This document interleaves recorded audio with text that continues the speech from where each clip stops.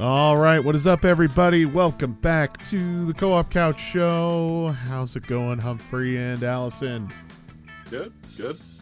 Mighty fine. Good, excellent. Guess what? It is the night before Valentine's Day. Woo-woo. It is. It is. So I thought it'd be appropriate for us to get into another Monster Prom, which I think it's been almost 2 years since our last play. Do you know that there's 3 games in this series now? I knew there was 2. Well, we are playing the second one today, but after this, there is a third. Wow. So, yeah, lots to look forward to. Thank you to everybody out there watching us right now on YouTube and Twitch. If you haven't done it yet, be sure to hit that like, click the follow. Please subscribe. Support is always appreciated. So, yes, we are going to find love at Monster Camp. Monster Camp. Super excited. So we're not sure if this is going to roll out the full 2-hour length of the show. We typically do 2 hours. According to this game, it's approximately 90 minutes, which I think is more than appropriate. So I guess we'll just go with it as we see fit. So we'll do one for each on controllers. Camp Spooky, the stage of some of our dearest summers. Back then, we were young and afraid. With school far away, everything seemed possible as the sun embraced us on our way to camp. Summer has that distinct power, doesn't it? You live for the days, while the nights inebriate you with possibilities. It's like life could take a turn at every corner.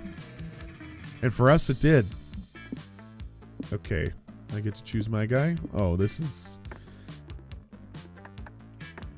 my guy for sure.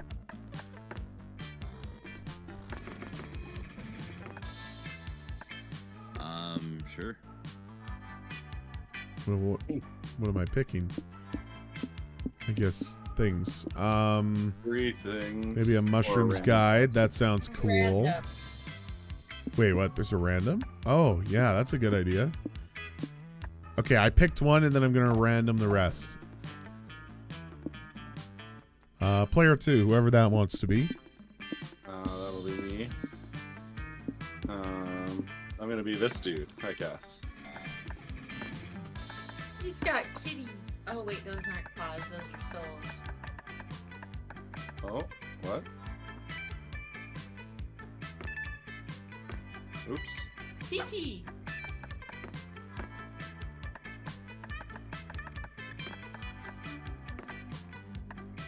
I brought sunscreen. I want... The swole floaties are so cool. I'm gonna say I need the scarf and the glasses and stuff. And then go random for your other 2. I'm gonna pick the portable barbecue, but I'll pick a random last one. Oh, there we go. There you go. Swolies were decided. All right, Allison. Benjamin Kellogg says, to be clear, this doesn't involve making new monster friends for our CD collections. I'm going to say no. Do you switch that? You can be Vicky or you can be a custom name. And then you can type it in. And then you can press go in uppercase. Oh yeah. I'm yelling all the time.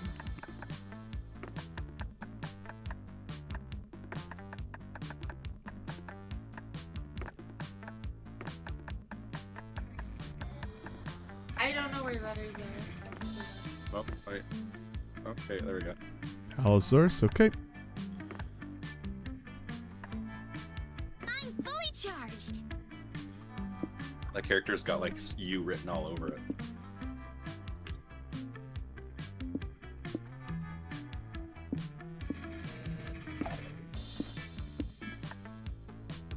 Tarot cards.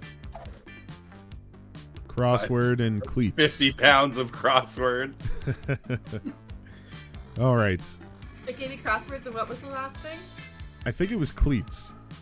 Okay. Yeah. So I guess I'll be the narrator, but we'll have to play roles. There's going to be a hefty amount of reading here. One might say that the Monster Prom had hardened us on the highs and lows of love. But no, in love, we're always absolute beginners. And summer camp was no different. No one talked about it, but the idea of a summer love loomed over our heads. Close to the last day of camp, there was a meteor shower happening 3 weeks away. Everyone knew that if you were into someone, you were going to watch that damn thing together. And so, a silent yet powerful pressure invaded us. It was the Monster Prom all over again. Everything seemed uncertain. Everything but one thing. Whoever we were asking on a meteor shower date, it was probably going to be one of the 6 coolest people on that bus. Joy Johnson, Johima, 23. A badass witch who wanted to chill a bit after saving the world countless times. Ravi Mishra, 22. A hot-headed adventurer possessed by a curse who had turned out to be the most annoying roommate ever. Calculester Hewlett-Packard, version 1.1. A library computer who had become a sentient robot ready to experience life to its fullest. Dahlia Aquino, 20. A buff blue demon and warmonger who had set her sights on conquering summer next. Damien LeVay, 21. A fearless demon with a taste of destruction and a love of fire. And Milo Belladonna, 23? Question mark? A Death Reaper doubling as an internet influencer and who was profoundly in love with life and all its earthly pleasures.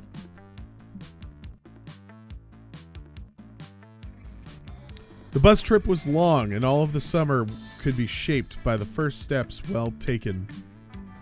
And so it was clear, it all came down to breaking the ice and causing a good impression with the right person. Time to break the ice. Okay, so for me, which of these animals do you like the most? Peacocks, Tamagotchis, badgers, chickens, crocodiles, and cats. Dang, dude. Between cats and Tamagotchis, I'm going to have to go with real life, because, I mean, come on. Yeah, I'm a cat person too, everybody. I was so weak. We are cat people. You can't not be. This is an unfair question. Cheating on cats if I selected anything else. All right, who's this one? Hi, Joy. We need somebody to voice her. Oh, I got Buzzfeed. Oh, what? No. Oh, well, looks like we've got a couple of cat people in our midst. They're my favorite animal, too. I like cats because they're as cute and cuddly as they are aloof. Much like myself, in fact. And much like a cat, I've got to really like and trust you before I get close to you. I wonder if any of you cat people will convince me to like and trust you before camp ends. Slight winky face. We only had 3 weeks left to woo our crushes and conquer their hearts. But as I already said, we were young and afraid, and we were ready to start.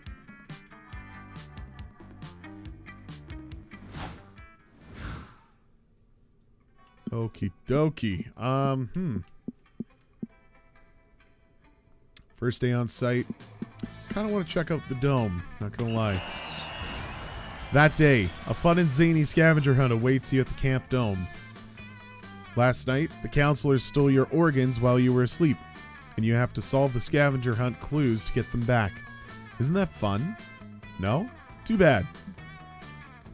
You make the best of the situation by stealing your hotter friend's organs in place of your own. You get plus 10 evil from Dimitri's liver. You also find a very strange gland, and against common sense, you shove it up your nose. It secretes plus 2 charm. Wow, huge play. You wind up in the dome, playing a game of extreme dodgeball, trademark, against camp rival camp. You have super weak wrists and you're afraid of balls, so you volunteered to guard the jail. Jail is really just a chalk square on the ground, where you're keeping prisoners from the other team. But Joy, Aravi, and Damien are all on the guard duty too. Your jail only has one prisoner, but he's a doozy. It's Morty the Minotaur. He's the camp rival camp, and he's the sexiest, over-sexualized, half-man, half-bull you've ever seen.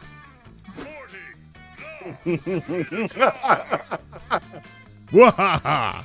I may be inside your jail for now, but I bet I'll be inside your bodies before long. Christ! Damn. You did not listen to whatever Morty just said. You were way too distracted by the way he slowly ran his palms over his veiny, thick, bullish thighs. Shut up, Morty. We're close friends that have supported each other through countless absurd shenanigans. We outnumber you, and besides, you're way too dumb to trick us. Mwahaha! Foolish camp, spooky babes. Guess it's time for me to break out of the old Morty the Minotaur mindfuck autumn. You know, it seems like Joy is the alpha in your little group. So between Aravi and Damien, I guess Aravi's the beta, cause she's way stronger than Damien. Just one bull's opinion. Fuck off. Oh, we need someone for this one. Hey, watch your mouth! How could you say that, Morty? I'm way stronger than Avari. Take that, sucker. Allison, you gotta get it off of this. No chance in hell, Damien. You're a scrawny demon boy with a resistance to fire and no other special moves. I've taken shits that are higher tier than you are. Always the same with me. Hey, idiots, calm down. Morty is obviously just trying to pit us against each other and then escape. It happens in literally every movie, you two. Come on. Back off, Joy. And Avari, you can eat my battle asshole. I'll wreck you and your little curse, too. What the fucking hell? What did I do? I mean, yeah, I'll fight you, but only because I think you smell some beef jerky in your pocket. Ugh, whatever. I want it on record that I tried. Wahaha! Their minds are like putty in my thick, girthy hands. Now for the climax of this encounter. Hey, Joy. Let's ditch this dumb game. If you get me out of this prison, I'll give you a back rub while you read in perfect silence. Okay, that's kind of tempting. Morty's divide and conquer strategy is working. Find some way to resist his mind games and restore peace and trust amongst your friends. This game of dodgeball depends on it. Okay, so if I'm reading the situation correctly, Okay, hold on, let me read these. It's a little hard when it's yellow like that. When times get tough, you can always bring people back together through an emotional flashback, montage, or forget about your differences and focus on the one thing you have in common, having a skeleton inside your bodies. I kind of like the emotional flashback montage, not gonna lie. Well, Yeah. This is Matt's choice. This is for my his choice. romance. All right, I get my stats at the top right, so let me think. I got a decent amount of charm. The skeleton in the bodies thing seems like it's more smarts than charm, so I think I'm gonna pick this top option. Huh? A flashback montage is a really good idea. I have a montage spell I've been meaning to try out, actually. Gasp! No! The power of the montage! It's too dangerous! Dimitri and I once did a flashback montage and we almost fused together into one mega powerful sex warrior. The adventure. You have me at mega powerful. Let's do it, motherfuckers. Flashback time. You all hold hands. Joy casts her spell. You enter the flashback space where, as the flashback leader, you have total control over the memories you'll watch together. And since you're trying to get your friends to stop fighting, you decide to edit some of your memories to make them a little more flashback appropriate. First, you show your friends a warm, happy memory.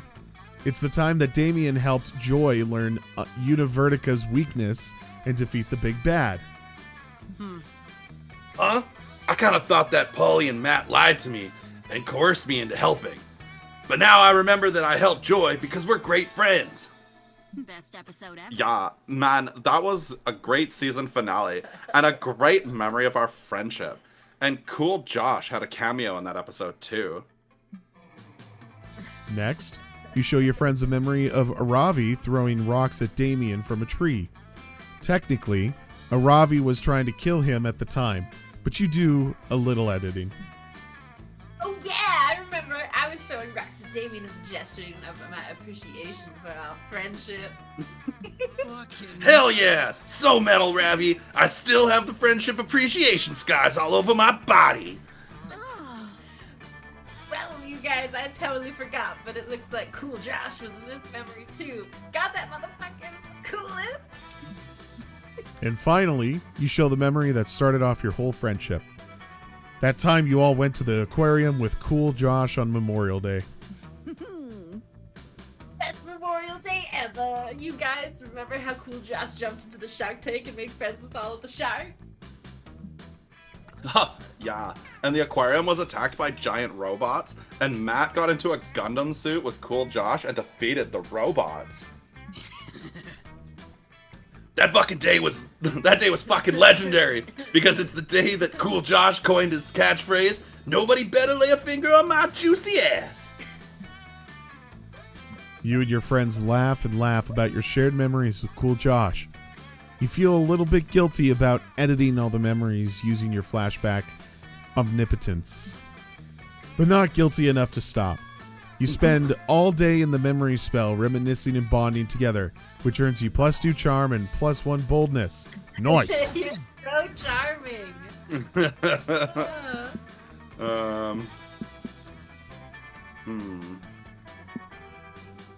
Oh, I see. It's up and down. I was confused for a second. I'm gonna go to the woods. That day, you go on a hiking trip with a bunch of random campers. You live some weird adventures and share personal stories and secrets. I'll let you click through this. Oh.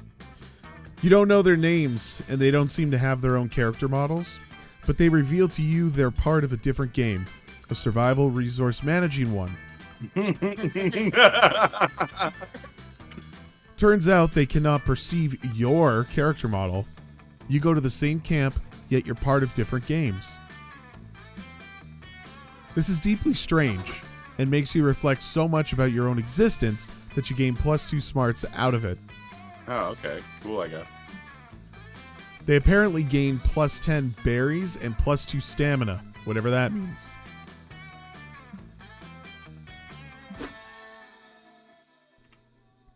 Afterwards, you're hiking with Joy, Dahlia, and Milo. Joy and Milo are trying to have a very insightful conversation about the practical value of tragic literature. But a loud, nearby crunching noise is totally killing the vibe. Okay, Dahlia. What are you eating? I thought I told you that chewing on the bones of your enemies is a choking hazard. Okay, should I do this one? Yeah, you do this one. What am I gonna give this one? Okay. She's a giant female An ogre, not ogre. Yeah. I'm not joking on anything. I'm eating these berries I found a few minutes ago. They were so colorful and bright and full of possibilities. Much like your future, darling. Wait, how do you know those berries aren't poisonous? I guess I don't. Well, the only way to know for sure would be to eat all of them and see if I get poisoned. That is literally the worst method I can think of to solve this. Milo, back me up here. But I like Dahlia's go-getter attitude. You miss 100% of the shots you don't take. Always the same with you. Oh, you're both hopeless. I guess I'll just save the day again. Off the clock, I might add. Hey, the real profit is knowing you did the right thing. Just let me... I actually don't know if these are poisonous either. Well, this is awkward. Does anyone have any ideas on how to identify these? Dahlia raises her hand. Besides eating them? Milo raises their hand. Enough of this. Or doing an Instagram poll? Everyone puts their hands down. Looks like it's all up to you now. Do you have any ideas? tragically murder one of them. The other tries to eat the berries. They're definitely poisonous. What? How does that sound fucking... Or just check a Yelp Turn to review. murder. Okay, so hold on. Find Suicide. some in the woods, murder one of them. The other one tries to eat your berries. They're definitely poisonous. Is that sounds like a creative one? If I'm being honest. The top, Check the the top berries. option you're saying? Yeah. Find some besotted lovers in the woods and tragically murder one of them. If the other one tries to eat your berries, they're definitely poisonous. The chain of I mean, I don't know. Does it actually murder one? I feel like regardless, that's either bold, creative, or fun, all which are the same. But check the berries Yelp reviews. Well, that one could be. Is that one? Would that be considered smart? I don't think so. Looking it up. Feels more like a neutral response, but It does. might just be a safer option. I'm not sure. What you gonna do? Oh man. I'm gonna check the berries Yelp reviews. Hello, Internet. Yes, we can depend on the anonymous public to give us unconditional, dependable advice. Let's check Yelp now. Here's the review. The berries on this bush left something to be desired, but the ambience of the leaves was truly incredible. 10 out of 10. Would vomit blood here again. Piquant flavor, great coloring, full of deadly poison. Had to log on to post this review before my liver shut down and I died of blood toxicity. Goodbye. 4 out of 5 stars. I removed 1 star because of the poison. Ugh. Yeah, Dahlia. The berries are obviously poisonous. Do not eat them. Ugh, but I'm still so hungry. Does Yelp have any suggestions for a good nearby restaurant?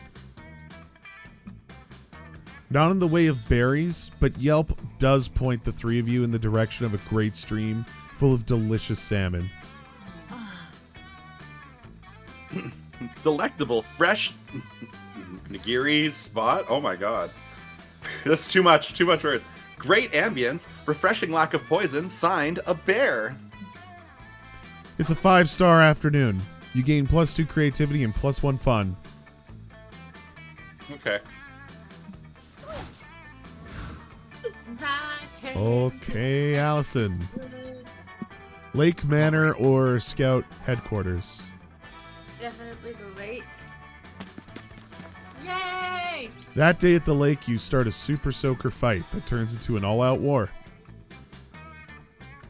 You have to press A to click through these. Me.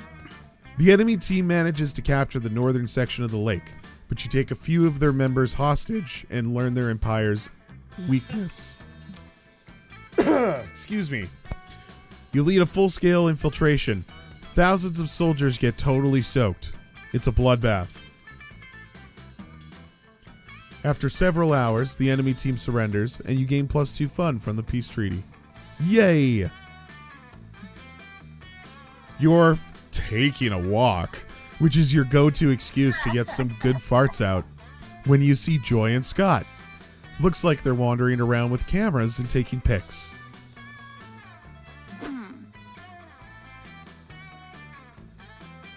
Sorry. Oh. She's popular. I think it's because we all picked her as the cat thing. Right. Scott, I'm trying to get a good shot of the extremely dead possum over here, but I can't get the focus quite right. Any ideas? Coach always says that you gotta stay focused the whole game. Even if think there might be a bone buried under the field. Does that help? You've gotten a sufficient amount of farts out for the time being, so you wander over and ask what these two hotties are up to. Oh, Scott and I are just taking pictures for our photography class. Photography keeps me slightly distracted from the constant, never-ending stress of my world-saving duties. And I love taking pictures. You know that feeling when someone pats your head for being a good boy? If you take a picture, you can remember it forever instead of just 15 minutes. What are you doing here, Allosaurus? You're not by any chance here to follow us around and try to get one of us to sleep with you?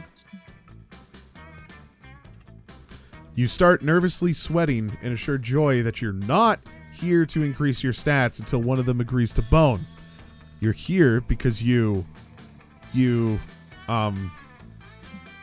because you also love photography. Yeah, let's go with that. To prove it, you whip out your phone and show them all the pics you've taken of your semi-nude body.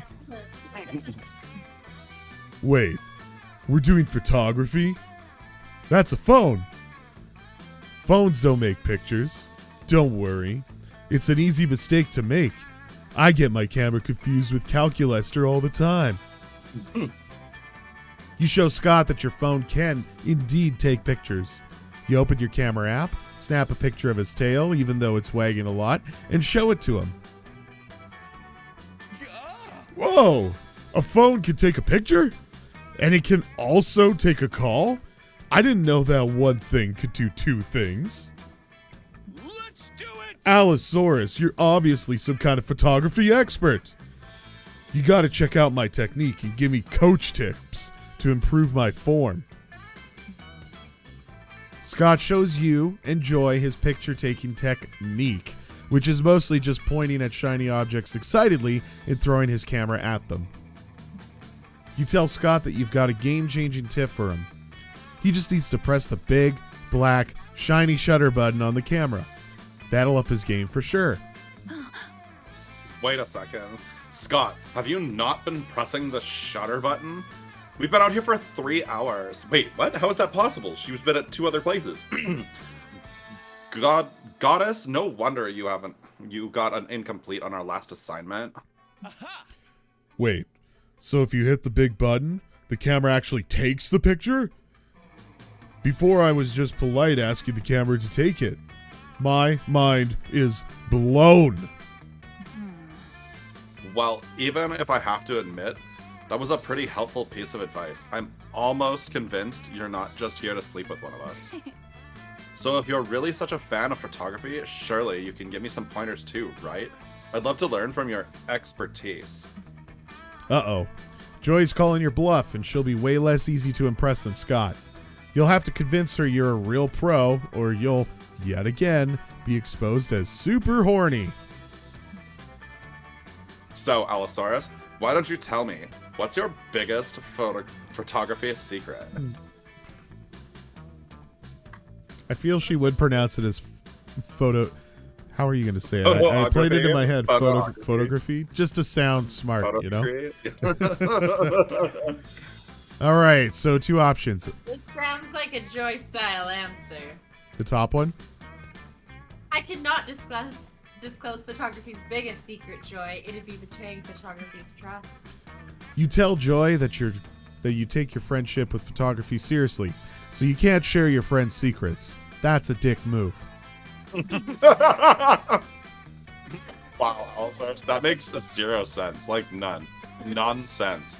It's nonsense. Nonsense. Oh, bro. Really, Joy? I thought Allosaurus was kind of being a really good friend. Because bros respect their bros' privacy, you know? Well, I guess that's a good point. Respecting privacy is one of my foremost values as a feminist/occult practitioner. To be honest, I've been working with my therapist lately and to try to be a bit more patient with people and judging people a little less. Especially when it comes to my friends, you know. I want to value my friends based on their intentions, not their admittedly limited intelligence. Dude, that's awesome. I love being judged by my intentions, and not by how long I can sit still with peanut butter on my nose. Exactly, Scott. That's a good point, and I'm still with peanut butter. That's a good point, and sitting still with peanut butter on your nose would probably be hard for anyone. So, Allosaurus, even though your comment was dumb, like super insanely, unfathomably dumb, Not half bad. it showed that you at least value the intimacy of your friends, and that's what really matters. Joy pats you on the head and gives you a snickerdoodle cookie. Yay! Hey! For a second, you wonder if Joy was talking about you when she said she wanted to judge people less based on their intelligence. But who cares? You're eating a cookie. And let's be honest, you're pretty dumb. You don't get any smarter from this whole encounter, but Joy's magical snickerdoodle gives you +2 boldness and +1 fun. Oh, look at your fun be so high.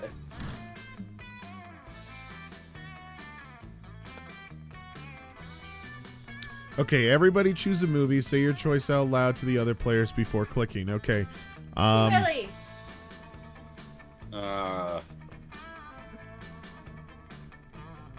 Troy. Mighty Morphin Power Rangers.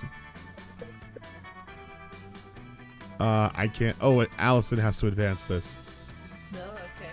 Player order is decided based on the likelihood that thousands of years from now, archaeologists will use said movie to explain how society functioned in the 21st century. So between Free Willy, Power Rangers, and what was yours? You're gonna say, and hold on, let me just argue this point first.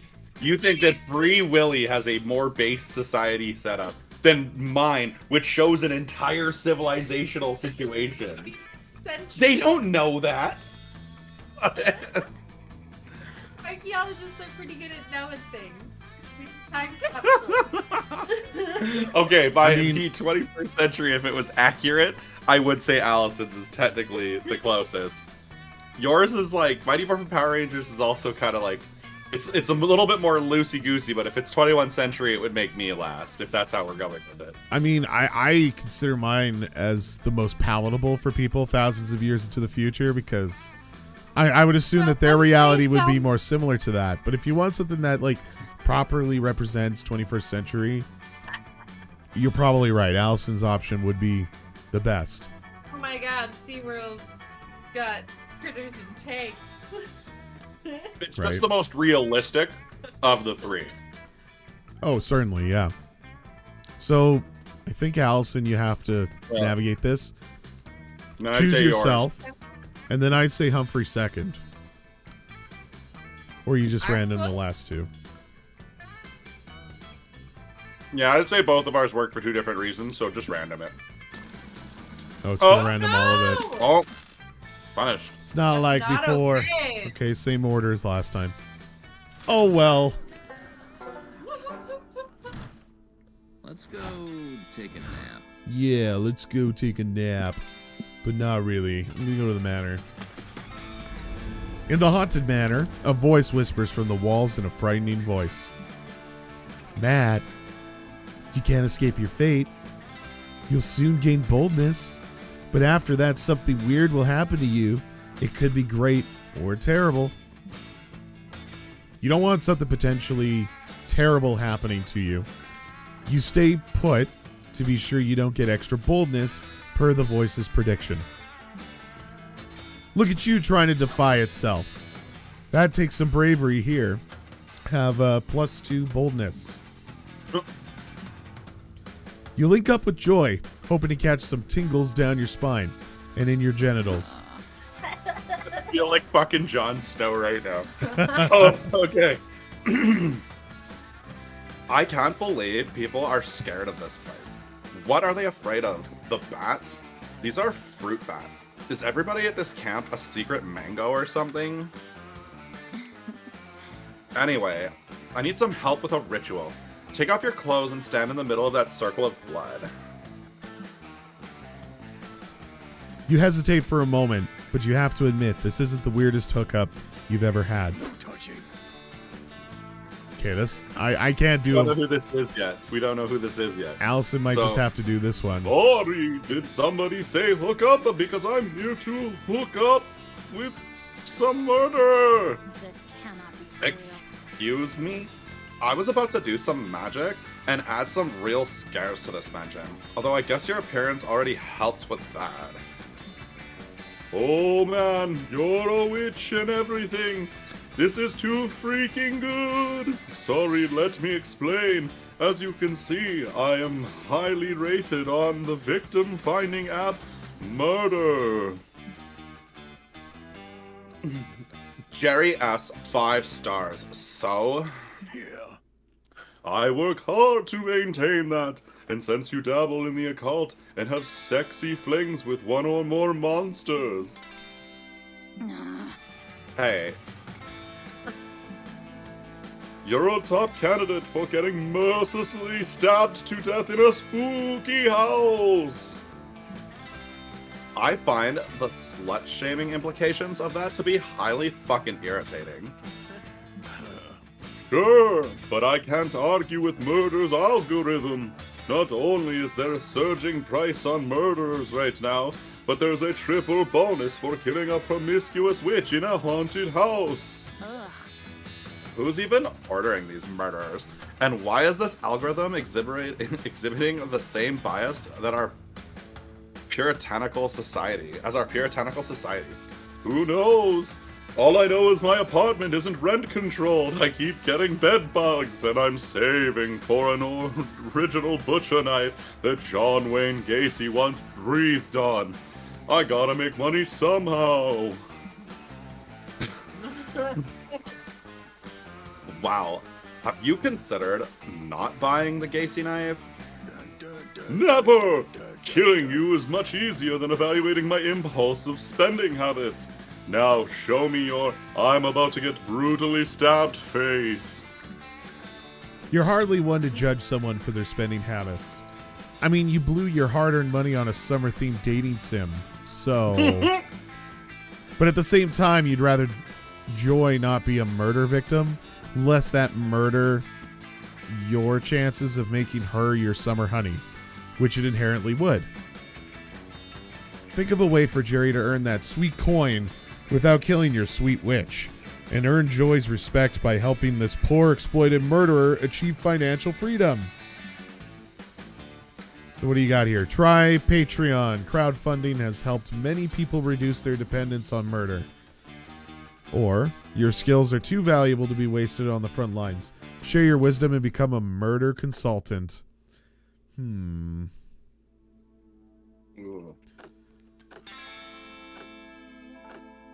gonna go with option 2. Gonna be a nice guy. You think murderers need consultants? You don't understand my industry at all. No, it's not the murderers who are the problem. Jerry takes his knife and plunges it into you. It's the victims! You scream in pain as he stabs you repeatedly. Just listen to yourself. The perfect victim scream takes place between D sharp and C6? What kind of alto bullshit are you giving me right now? You call that scream piercing? No, this is piercing! He runs your leg through with a lance. It is, in fact, quite piercing.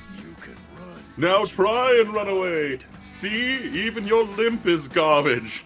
The trail of blood you're leaving is honestly embarrassing. Here, let me show you how the splatters you should be making. As Jerry kneels down to essentially fingerprint with your blood, you're able to escape with joy down a secret corridor through a painting of Vladimir Putin shirtless on a horse. I can't believe you actually thought that was a good idea, Matt. Being a murderer is one thing, but a consultant? I need a break. Those people are straight up parasites. It almost makes me want to let you bleed out. I won't, but I want to. You know, I thought my charm would save me in that situation.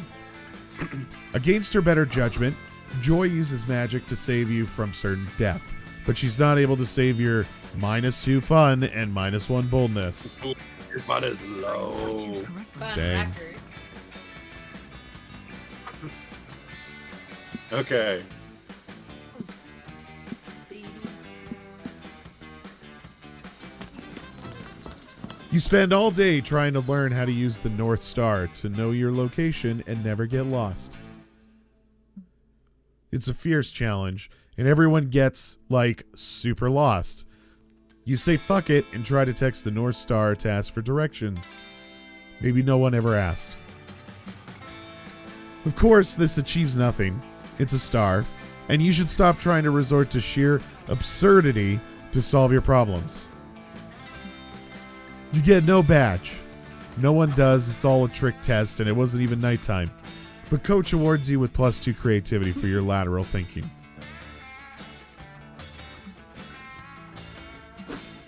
You duck into another of Coach's safety lectures so you can sit behind your friends and smell their hair. Why is it so many characters? Hello, my beloved scouts. Quiz, everybody!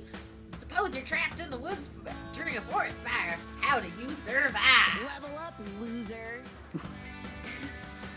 Easy! I switched to one of the 11 fire-resistant armor sets I carry with me at all times. This is the first day. Why survive when we can thrive? I'd invite some friends and organize a fire tasting. I'd run out of the woods, like, away from the fire. You're not getting a badge for this. Nice try, Joy, but fire's vision is based on movement. You'll lead it right to you. Enough of this. What? Fire can't see. Not as long as you stand perfectly still. Boring. I don't mean to complain, Coach, but none of these survival scenarios seem to particularly relevant to me. An ancient curse that can't die. Got any better ones? Don't worry, Hex. I've got one that's sure to be relevant to all of you. Okay, let's say hypothetically that it's the year 3000 and Chuck E. Cheese Entertainment had supplanted all the world's government. I'm listening. Chuck E. Cheese himself has not been seen in person for years. He communicates with the populace through ever-present screens and watches them through camera eyes of a million animatronic servants. Pizza has become the world's dominant religion, and children are forced to work in the fun mines, harvesting tickets from rigged arcade machines to trade for food and shelter. You're being tracked by Munch's make-believe band, an arm of Chuck E. Cheesian secret police, because today is your birthday and they want to sing to you. What do you do? Not happening. This is somehow even dumber than the fire thing. I'm leaving. That's not a very scout thing to Really, do. Joy? You're going to leave all those hypothetical people to die? Come on, Joy. Say yes to hypothetical life. It will amuse me. Joy's conflicted. Milo's in it for the lulz, and Aravi's in it for the XP, but none of them have any idea how to solve this, so it's up to you to suggest a solution. So it's either unity is strength, pool everyone's tickets together to buy the revolutionary giraffe plush, or if the world is one big fast food restaurant, there's only one solution. Release the Karen. Oh, these are both good.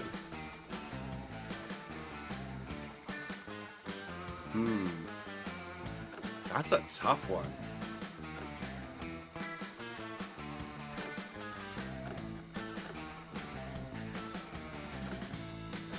What will it be? I don't know. It's tough. You lost points because you picked the wrong one. I'm all nervous. Right. I mean, there's nobody standing here threatening your life, so I think you'll be fine. I'm just gonna go with this one. You would release the Karen against me? You're mad. You're all mad.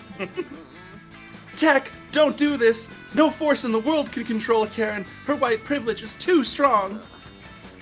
What good is defeating the Chuck E. Cheesian Empire if the process, in the process, if we just become a thing we hate? Totally winning our Don't lane. these earths trafficking with occult powers to help me kill stuff is basically all I do.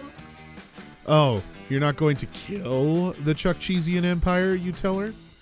You're going to ask to speak to its manager? You describe the necessary rituals, the sprinkling of essential oils, the offerings of Botox injections and compliments, the sacrifice of a live millennial. Okay, the ritual is complete. Roll to summon Karen. You whip out your survival dice and roll a natural 20. Coach opens his survival handbook and finds the appropriate page. Karen is summoned. She deals 12d6 morale damage to everyone unlucky enough to interact with her. She is immune to frost, lightning, and reasonable debate. She tells Chuck E. Cheese that his pizza is cold and she shouldn't have to pay for it. Critical hit. Chuck realizes that all he ever wanted to do was bring joy to children. The animatronic pizza dystopia was just an unfortunate side effect. As Charles Entertainment Cheese walks away from the burning ruins of his former empire, he realizes that today is a birthday. The birthday of a new world. You've earned a badge. The end. You survived. And to celebrate, I got you all a cold, greasy pizza. Did Rah! somebody say pizza? My favorite kind. You're killing it. Hey, Tech, it was pretty hot how you roleplayed summoning a dark entity you could barely control. Nice work! I underestimated you. The situation was too stupid for me to even comprehend, which is why I'm grateful we have a true idiot like you on our side, Tech. You guys seen any loot around here? Fuck the pizza, where's my XP? Where's my XP? You write, quote, a zillion XP on the pizza receipt and give it to Arabi. Everyone's happy. You gain +2 smarts and +1 fun. Boom! Adventure awaits us. So we got a Camp Dome, the lake. Oh, it's a typical bloody Camp Dome battle royale. While you're hiding to catch a breath, a severed fist flies through the air and lands in your lap. You unfold it. The fist was holding a tarnished silver locket containing the photo of a loved one, likely waiting for the hand's former owner to return home safely. Allison? You toss that behind you and also find a crumpled up coupon redeemable for +2 charm at Pedro's Pastrami Paradise. Rad! Thanks, mysterious hand. You're on a team with Joy and Dahlia playing a Camp Dome classic. Capture the flag from the jaws of a hungry kraken. Dahlia's having a blast, but Joy seems completely uninterested. What's the matter with you, Joy? Aren't you having fun? I'm having a blast. Nah, I'm completely uninterested in this. Wow, cool, thanks. Do you assholes need a narrator or not?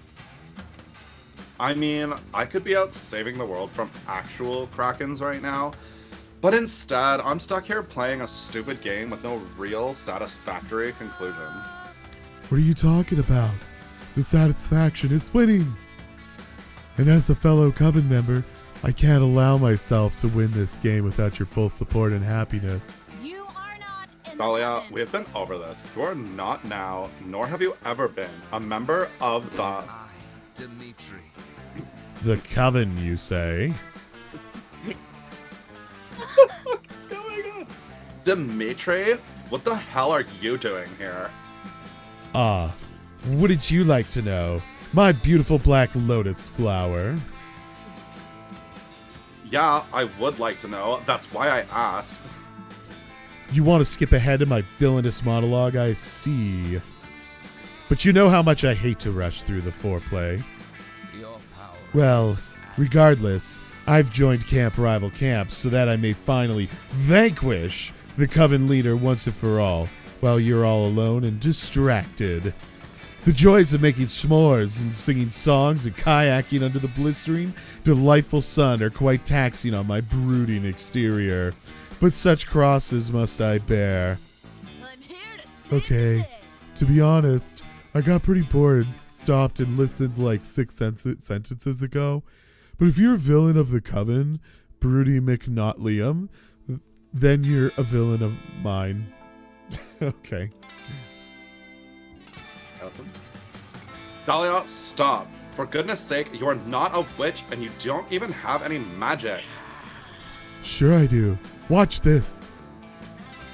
Dahlia uppercuts Dimitri right in the jaw. She's tattooed the word magic across her knuckles. Ow. Look, I understand that you're new here, so let me explain. Coven X Dimitri fights begin with long, dramatic monologues laden with sexually frustrated undertones. Then, can do. She punches him with her other fist, upon which she's apparently also tattooed the words sexually frustrated undertones. Dahlia, please, just stay out of the way so I can wrap up this fight and we can all go home. This episode only has 10 minutes left of runtime. No, No way am I leaving my fearless leader alone to fend for herself against this freaking creep. That's not the Coven way. Well, it seems the two girls have the same end goal, but can't compromise on how to get there. So maybe you could come up with a way to help them be more in sync?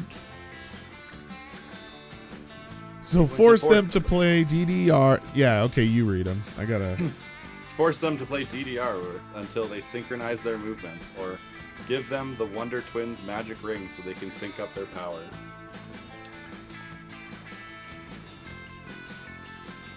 Oh my goodness.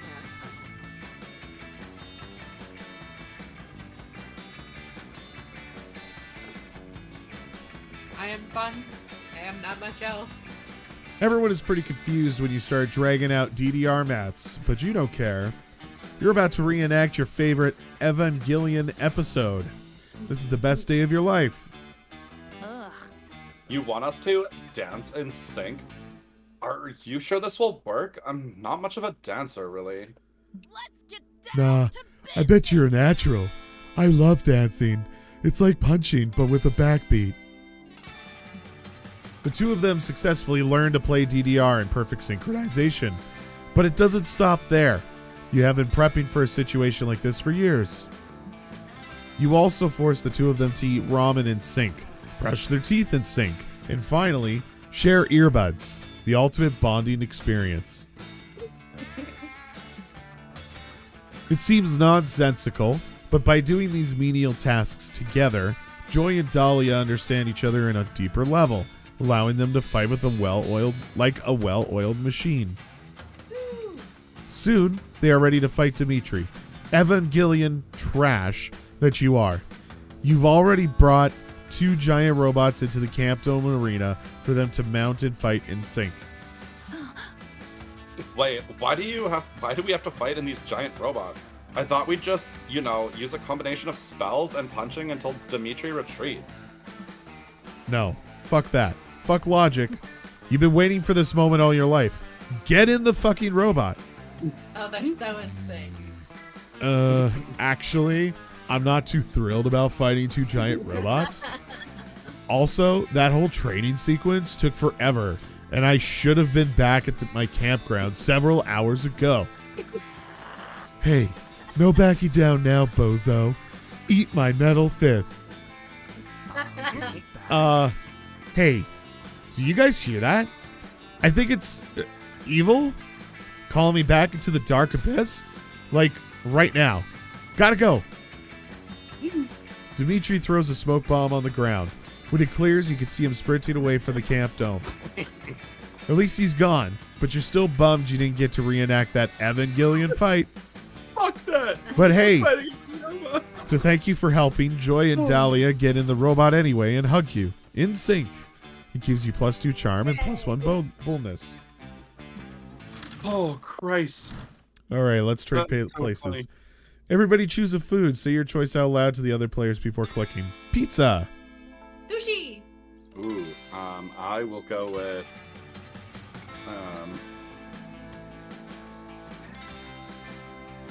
steak. Player order is decided based on how likely you would be to eat the food in a survival scenario, with the caveat that it's been expired for 10 years. Oh, well, fuck me, I'm out. Start debating now. The sushi's out for sure. Sushi and steak, yeah, they would probably spoil before pizza, right? Well, I guess it's all- 10 years. It's the same all length of pretty time. fucking- Frozen to the expired 10 years ago. Okay, still we're frozen. gonna have to look at this. We're gonna have to look at this, like, based on, like, If there was all frozen three of these sushi things from 10 years were ago, I still would prepared. trust it less than the pizza. 'cause let's it's soft. let's say they were all prepared and left in a freezer for 10 years. We're gonna give it all the benefit of the doubt here. I think the sushi would be, without a doubt, Freezer brings so shit. it would be unexistent. I would say that my steak would likely be the follow-up of second, I think the but I'd say the pizza would be last the better. longest. Yeah. It's Okay. got salted cured meats on it. So the order in which we just did it, I guess. Random! No. So you. Oh, Sure, whatever. Sorry. Wow. I didn't expect it to Sitting, move my over favorite for me. activity. Oh, we're at a campfire. Okay, what am I? Oh. Okay, I'm choosing who to sit next to. Huh. Well, we're all going after the same girl, but it seems unfair that I would, Well, I didn't actually want to go for the same girl. No. We all picked Kat, and she's just been there forever. I see, So okay. that's not my intention. So Well, you know what? This looks like a new guy. I'm gonna come over here. Today we gather around this fire. greetings, man. Come gather by the campfire with me. Yeah, sure. Okay. You sit down next to Moss and gear up to make a bitchin' s'more. Wonderful. Now let's join hands. Okay, then. Thank you. Now that we are one with one another, we shall become one with the fire. Worship the gospel. By feeding the fire, or gossip by means of an offering. You first, Matt. Oh. Whew. You could spare the fire a little gossip if it's either that or your highly flammable flesh. Let's get gossiping. Choose a player to strike with your gossip skills. Oh boy, okay. Who it gonna be? Okay, so this is gonna be what I tell people. Doing intense pelvic yoga. You know what? Headbanging to ABBA. No. I have done that if you chose me. Choose one. Laxative quality assurance tester. Wow! I have to type in an emotion. I don't quite understand the structure here. So I'm just gonna say happy. Mad Libs. Yes, that was wonderful gossip. I feel that the fire is satisfied or satiated for tonight. Farewell now, Matt. Glory to the campfire. If there's one thing horny young adult monsters like, it's gossip. Well, they like sex more, but gossip is cool too. Is this an Allison character? Should be apparently, yeah. me. Hey, did you hear about tech yet? Well, buckle up, because this gets weird. According to, well, basically everybody, tech injured his happy gland really severely last year. It happened while he was headbanging to ABBA. The injuries were so bad, they had to helicopter him to the hospital immediately. What a story. Unfortunately, the surgeons were unable to save Tech's happy gland, and he did lose full function.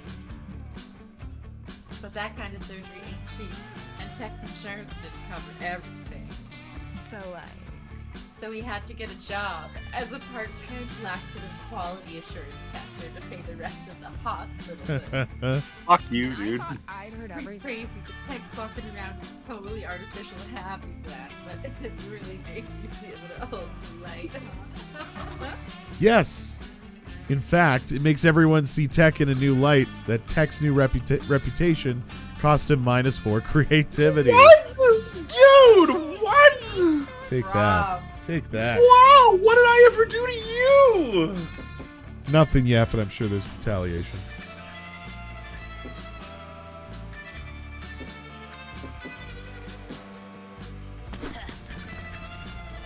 Hey Cal, since you're like super smart, I need your help. We need to come up with the spookiest, scariest campfire story ever. What are the plans for May I inquire as to the necessity of this objectively unimportant request? Unimportant? It's super important. Everyone knows. this a nature? Oh, sorry. Oh, I see. This is an example of the sort of time-consuming task you organics perform in the pursuit of food? No, forgive me. The word is fun. Calculator. Very well. Update. I will do my best to help you achieve fun. I struggle with creative tasks, but perhaps if I crunch the data from several famous horror stories, I can compile my own. Yes! A mega horror story. I can't wait. Make me poop my pants, Cal. Thousands of pages of text flashes across Cal's screen in the blink of an eye, going faster and faster until... Chapter 10. Scared of nowhere. We are in the forest of bad choices. Becky Slutson and Football Jones are in love. Soon they will be in dead. Oh, I'm shaking already. Becky. Oh, football moms don't understand. My death is inevitable. She is not scared for Slutsons. Do not fear. Oh. Slutsons do not know fear or true friendship. Football does not answer. His teeth is hand, hook, man, door, car door. His inside bones become outside bones. Audience is sufficiently afraid. Ah, you bet I am. There is now murder cabin. The realtor should not be in there. I have amontillado, says a man the audience refuses to trust. What could possibly go wrong? Says skeptic Sam. All is possibly the great and only possibly.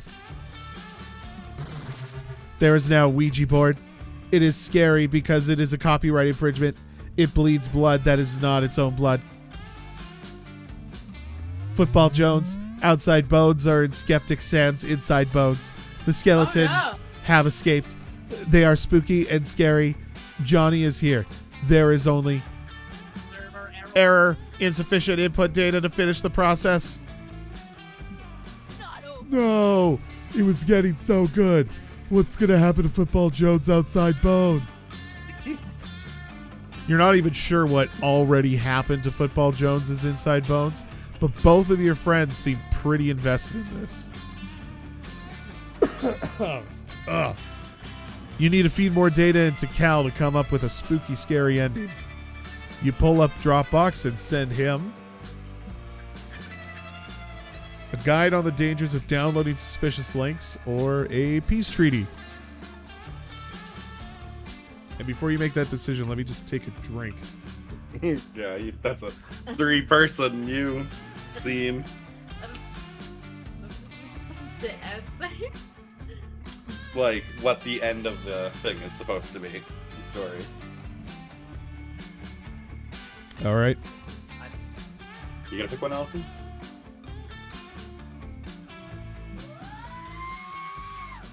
Ah. Oh my, is this what fear is? I am empathizing so closely with the corrupted code and mutated source files in this manual that I cannot stop trembling. Good. That's how scary stories are supposed to make you feel. Now finish the story! The skeletons have escaped. They are spooky and scary. Johnny is here. There is only the polymorphic virus. It is here. It is Murder Cabin. It alters the signature code of whatever it replicates. It does not replicate, friends. The polymorphic virus has hooks for hands. The jump scare arouses. Audience is a scream. I guess that was more of a terrifying.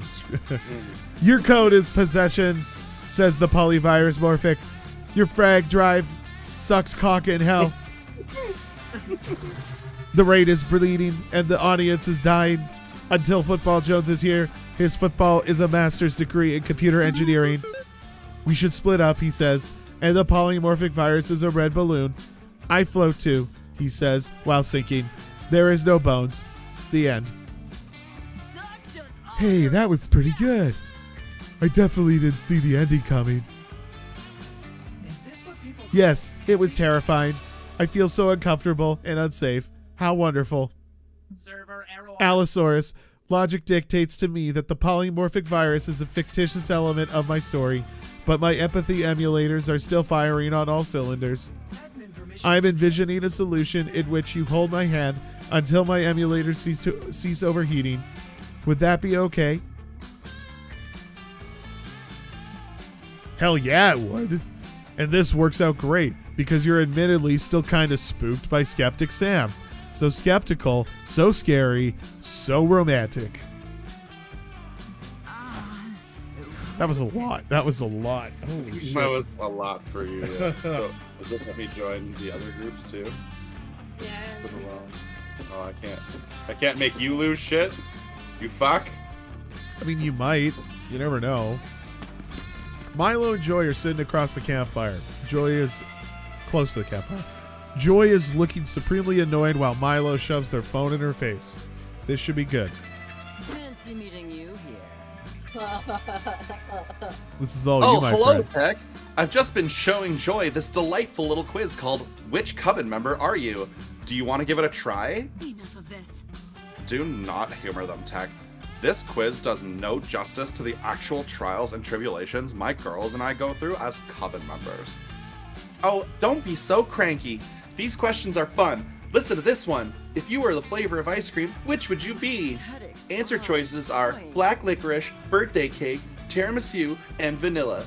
I'm definitely a black licorice. So dark and mysterious, but so sweet. But what does ice cream have to do with saving the world? This is all bullshit. Who knows? Maybe you could have a frozen dessert emergency. We all scream for ice cream. Okay, last question. What's your idea of a perfect first date? I think I'll choose a long romantic walk on the beach. It's a classic for a reason. The results are in. Are you ready? I don't care. Hashtag Oh, slay. I got Joy Johnson Jojima. Joima. And that makes so much sense. I'm such a joy. What? No way. I'm Joy Johnson Joima. There could only be one. The proof is in the pudding, darling, and the pudding being magiquiz.com. Do you want to give it a try? You know what? Fine. Let me take your quiz to prove that it's dumb and predictable and... Wait, I got Faith? Oh my god. That makes so much sense. You're a total Faith. No, I'm not. I'm literally, actually, Joy. Well, maybe physically, but in your soul, you are a complete Faith. You wear lots of black. You like animals and saving the world. It makes perfect sense. Just because Faith and I have some overlapping personality traits doesn't mean we're the same. Youch. You should probably step in and resolve this argument before Joy explodes everyone's eardrums. Is she a Faith or not? So we have convince Milo this quiz is part of an evil plot to undermine the Coven through identity crisis. Because of this, I don't even need to read it. I knew what I wanted. What? But that's not the point. I don't have self-esteem issues. I'm just not Faith. Stop being you. Oh, Joy, you don't need to hide your true self from us. Tech is right. We'll love you no matter what Coven member you are. That is not up for debate. I'm not Faith, and that's literally all there is to it. Joy, sweetheart, don't fight it. The quiz is helping all of us reach the depths of our souls and understanding of who we truly are. Personally, I near exclusively use social media quizzes to learn important things about myself so I can attest to its helpfulness. You're in a safe place. Are you sure that's healthy? Of course! For instance, the Myers-Briggs test helped me understand that I'm a debater, and the what the hell is a debater quiz helped me understand what a debater is. And let's not forget, the Let's Reveal Your Cardassian Sona quiz. It helped me really get in touch with my inner Courtney. So you see, it's true that you're not actually Faith, but maybe the real Faith was inside of you all along. I need a break. I'm leaving. Oh well, sometimes self-discovery is a long, winding road. At least we helped push her in the right direction. Ooh, Tech, look what a BuzzFeed just uploaded. These 5 questions will reveal your spirit pasta dish. I hope I'm rigatoni. wait, which sauce pairs best with rigatoni again? You better Google it real quick so you can flub the questions and end up as Milo's soulmate. It just shows that true love is possible, all through the power of impartial personality quizzes. Bring out your flasks. What will it be? Okay. I believe this is still you? No, this is you, it looks like. Oh, it is. Oh, wait, who is it? I can navigate this. Okay. I'll take a gamble or I'll use my skills. Who? I don't have a lot of fun skill, and I feel like that's gonna matter here. So I'm gonna take a gamble.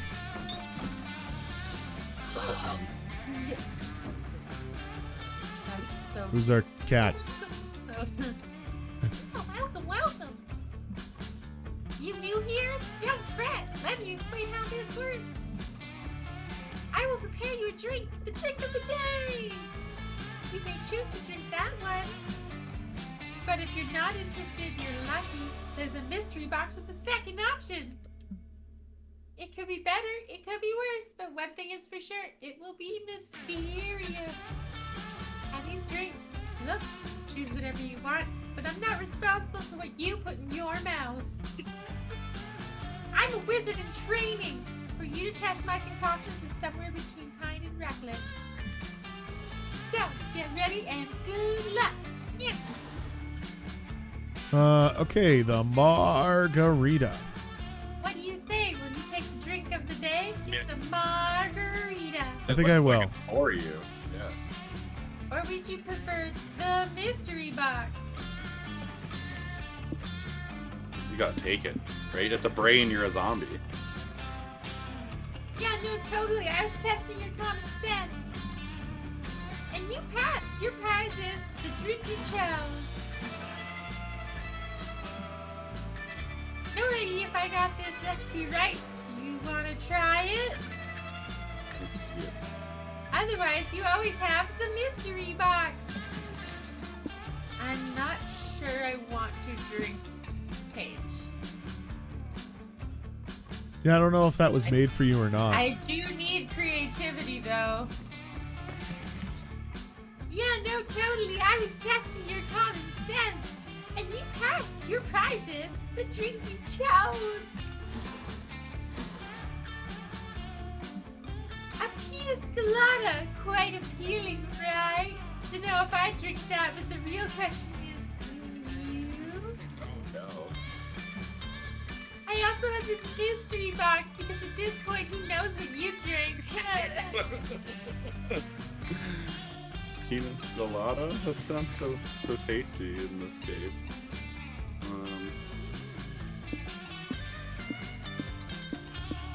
I mean, if we're going off the basis that the cup is supposed to resemble the character, I don't know if this is the cup for you. You know what I mean? Yeah, I agree. Yeah, see those. That was perfect. Yeah. Mystery box, so bold of you. Hope you're happy with it. No refunds.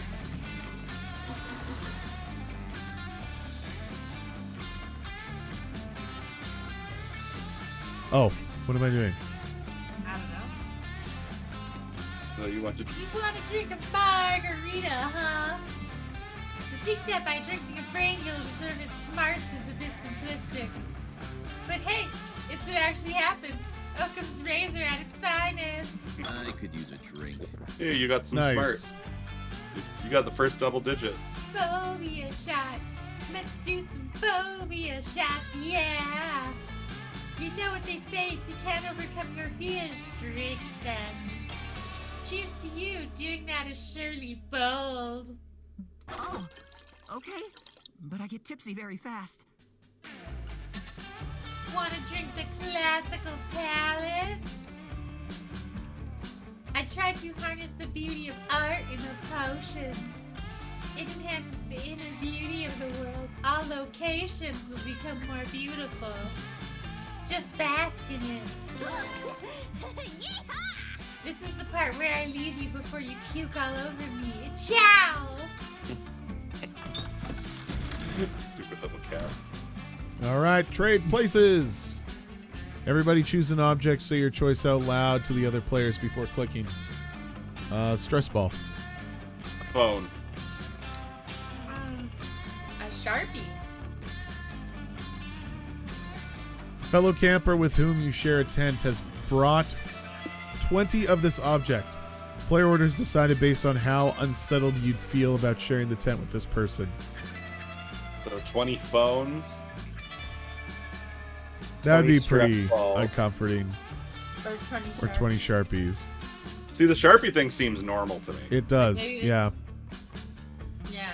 It really does. 20 stress balls or what? Like 20 stress balls, and I said phones. 20 phones would I'd be like most concerned about some 20. Really? You don't think the 20 stress balls is a nerving? Maybe they have a pet or something or a good story, but like maybe they just Yeah, what's on going to on? get a lot of What's them. with the 20 But if you phones? have 20 phones, you got lives.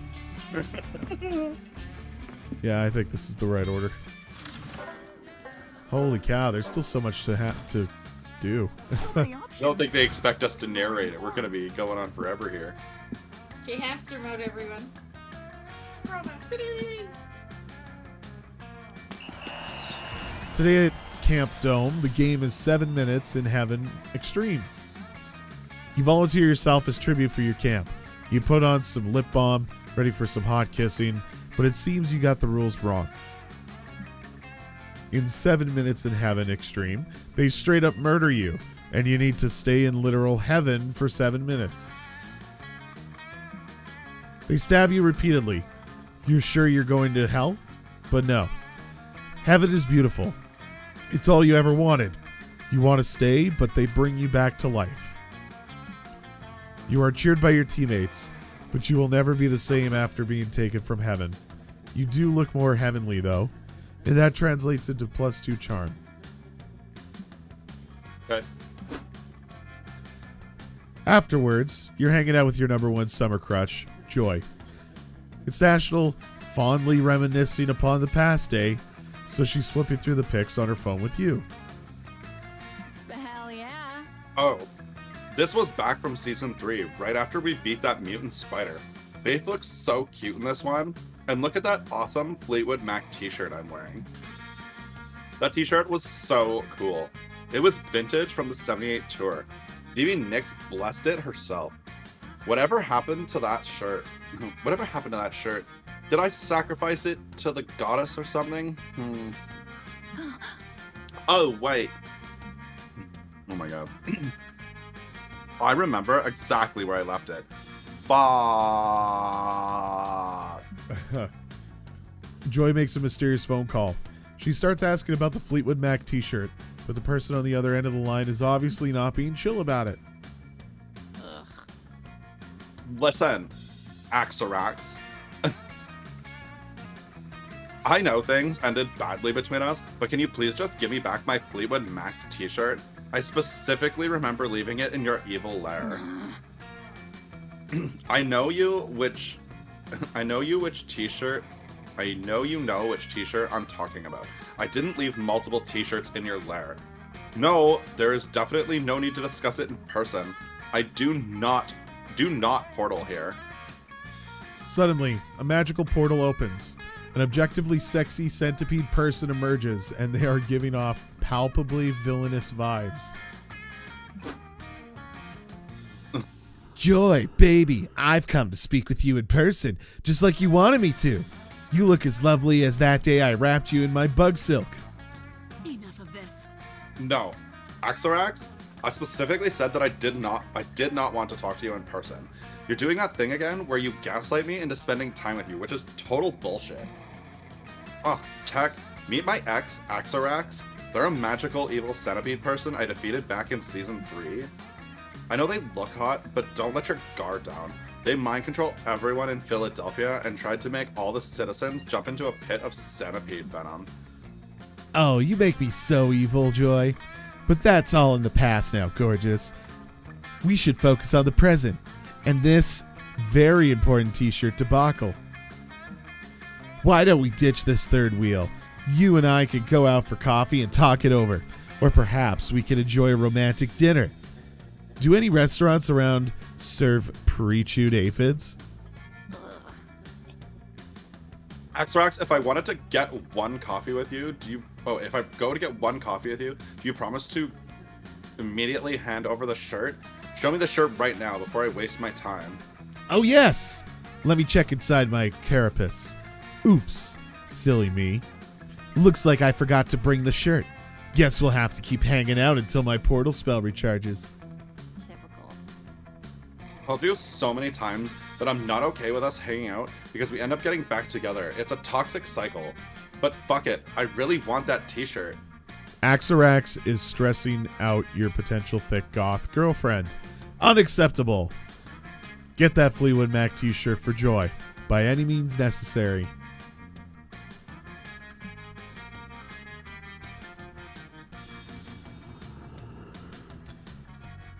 So what do you think?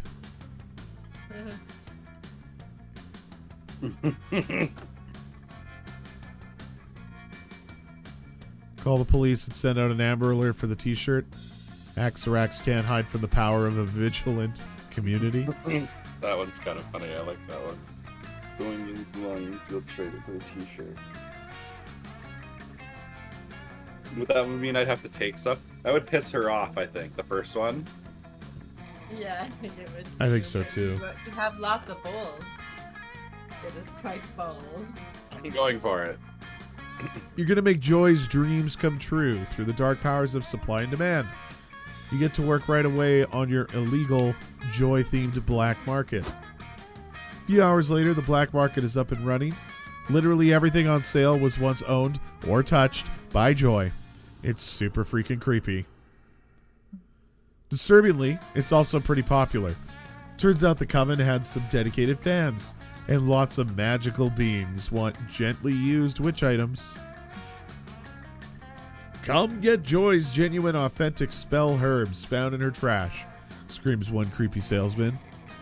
I've also got Joy's chapstick that she lost on a road trip. Buy or trade. This dark market is heaven on earth for a joy connoisseur such as myself. I'm certain there shall be some merchandise I'm quite interested in acquiring. Luckily, I've got some very valuable Joy paraphernalia. I didn't want to let go of this Fleetwood Mac t-shirt so soon, but if I see something that really catches my eye, mwahaha. Yes, Axarax showed up, just like you planned. You give the signal and the cops bust the place. They arrest everyone in sight for being a creep. No! You all misunderstand. I am not a creep. I am just a humble human centipede. You can always trust a human centipede. The police send the creeps to creep jail and confiscate the items to return to Joy. The cops also tell Joy what a good job you did, which was nice of them. What a plot twist. Holy shit, this is amazing. Tech, you got all of my stuff back. Look, there's my first spellbook, and that chapstick I lost in Faith's car on a road trip episode. And oh my goodness, is that my Fleetwood Mac t-shirt? Here it is. Yes, I can feel Stevie's powerful witch blessing radiation radiating over me. Oh my god. Thanks a lot, Tech. You are like super chill about being very clingy, centipede person X. You're pretty great, huh? The mayor awards you +3 smarts as a reward for your outstanding work on Operation Black Market Creep Raid. Also, you made Joy super happy. Yay. Okay. Let's check out the HQ. We haven't been there yet. You spend the day learning new skills with the Monster Scouts in order to earn badges. You earn a badge for healing a wound only using the bark of a tree. You earn a badge for writing poems in iambic pentameter. You earn a badge for building a blackberry using only real blackberries. Nice! Completing all of those unexpected and probably useless lessons earned you +2 creativity. You kick it back with Milo and Joy in one of the classrooms, listening to an interesting discussion. Never stop being Look, you. all I'm saying is that just because someone else isn't you doesn't mean you can't be them. Why limit yourself? Oh my god, I'm getting my voice all mixed up. And all I'm saying is that it doesn't count as a selfie if someone else takes it. So no, I'm not going to take a selfie of you. Greetings, Scouts.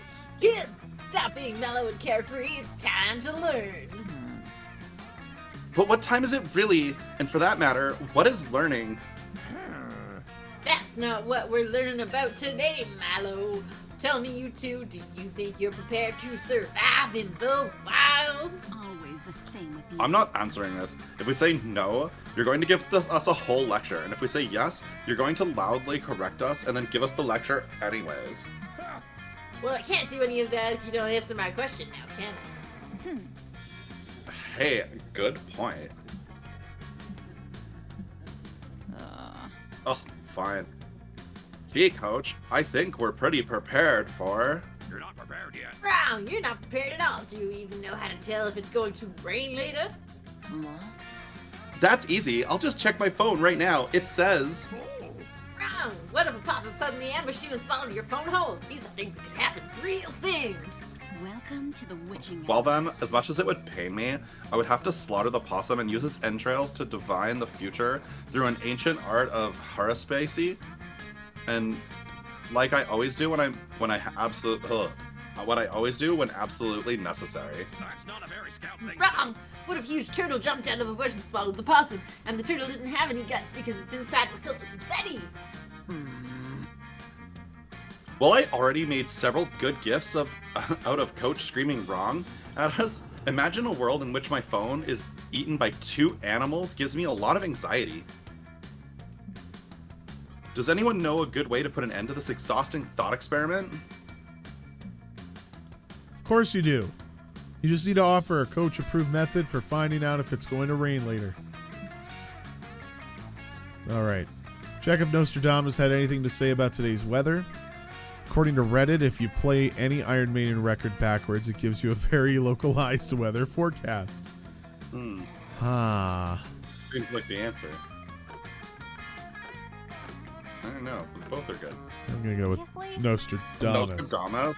Really? My vibrator makes better predictions than that joker. Maybe we should ask your vibrator then.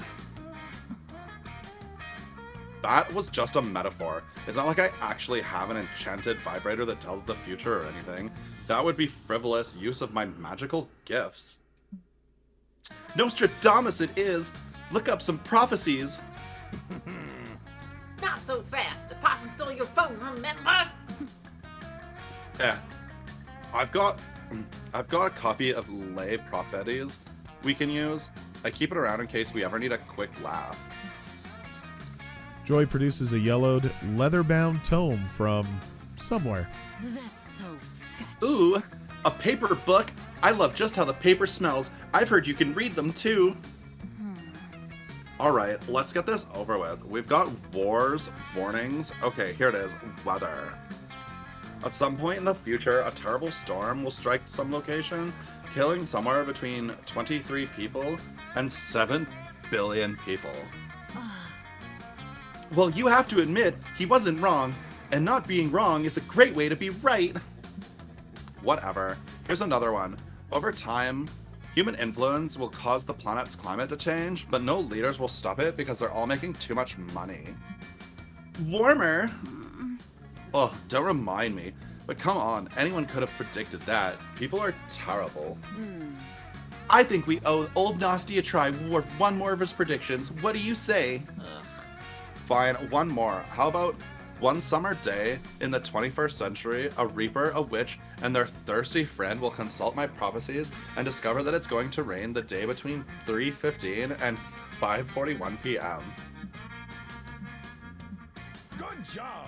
Great job, kids! Consulting the prophecies of Nostradamus is one of the best ways to predict weather in case of possum attack.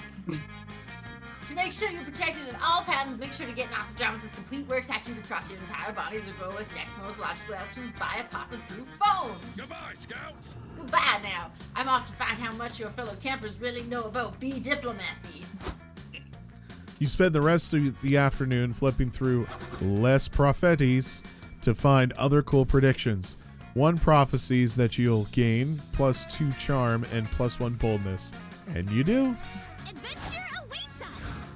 Allison's turn. Mish, pick a place. Into the forest yet? Today you decide to hike all the way across the woods. You want to see what's on the other side? It's a long, treacherous hike that ends up only taking an hour. I guess these woods aren't that big after all. How do you and your friends get lost in them so often? Anyway, it turns out there's a library on the other side of the woods. You go in and read some books or something and gain +2 smarts. Later, you're looking around for Joy. You just finished reading her copy of How to Be a Slightly Better Friend Despite Your Suffocating Horniness by Dr. Hugh G. Boner.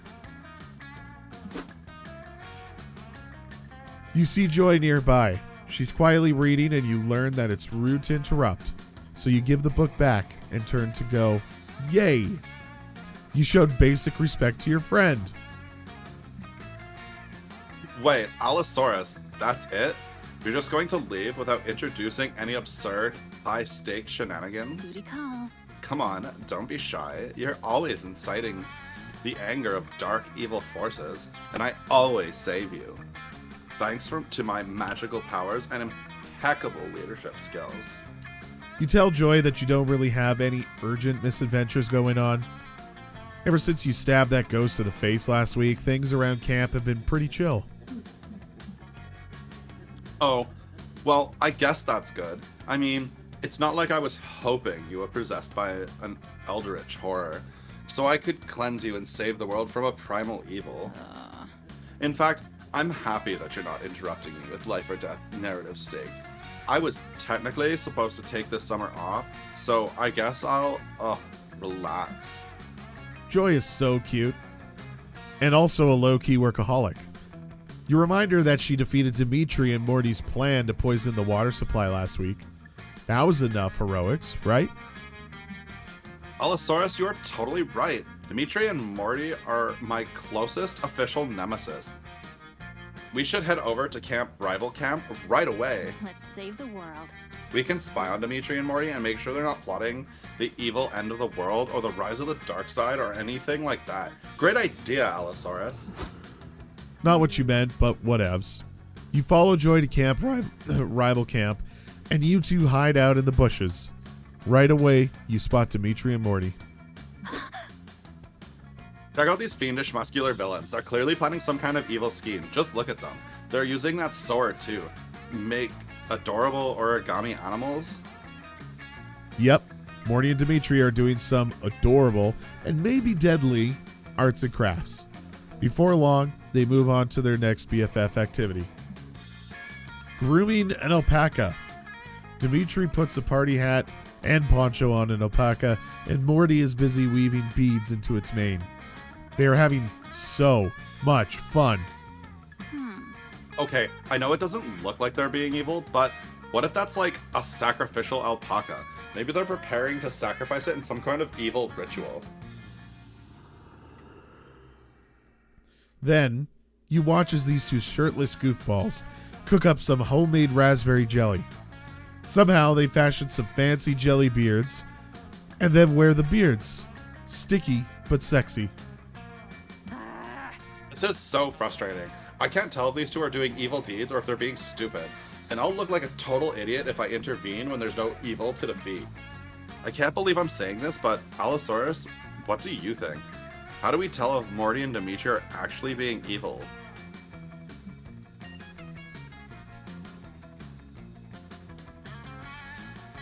All right. So what do we got here? Dimitri and Morty are idiots, and stupidity is basically a different language. Hire an interpreter who's fluent in stupidity. Or Disney movies taught you well. If these two are evil, they burst into a classic villain song sooner or later.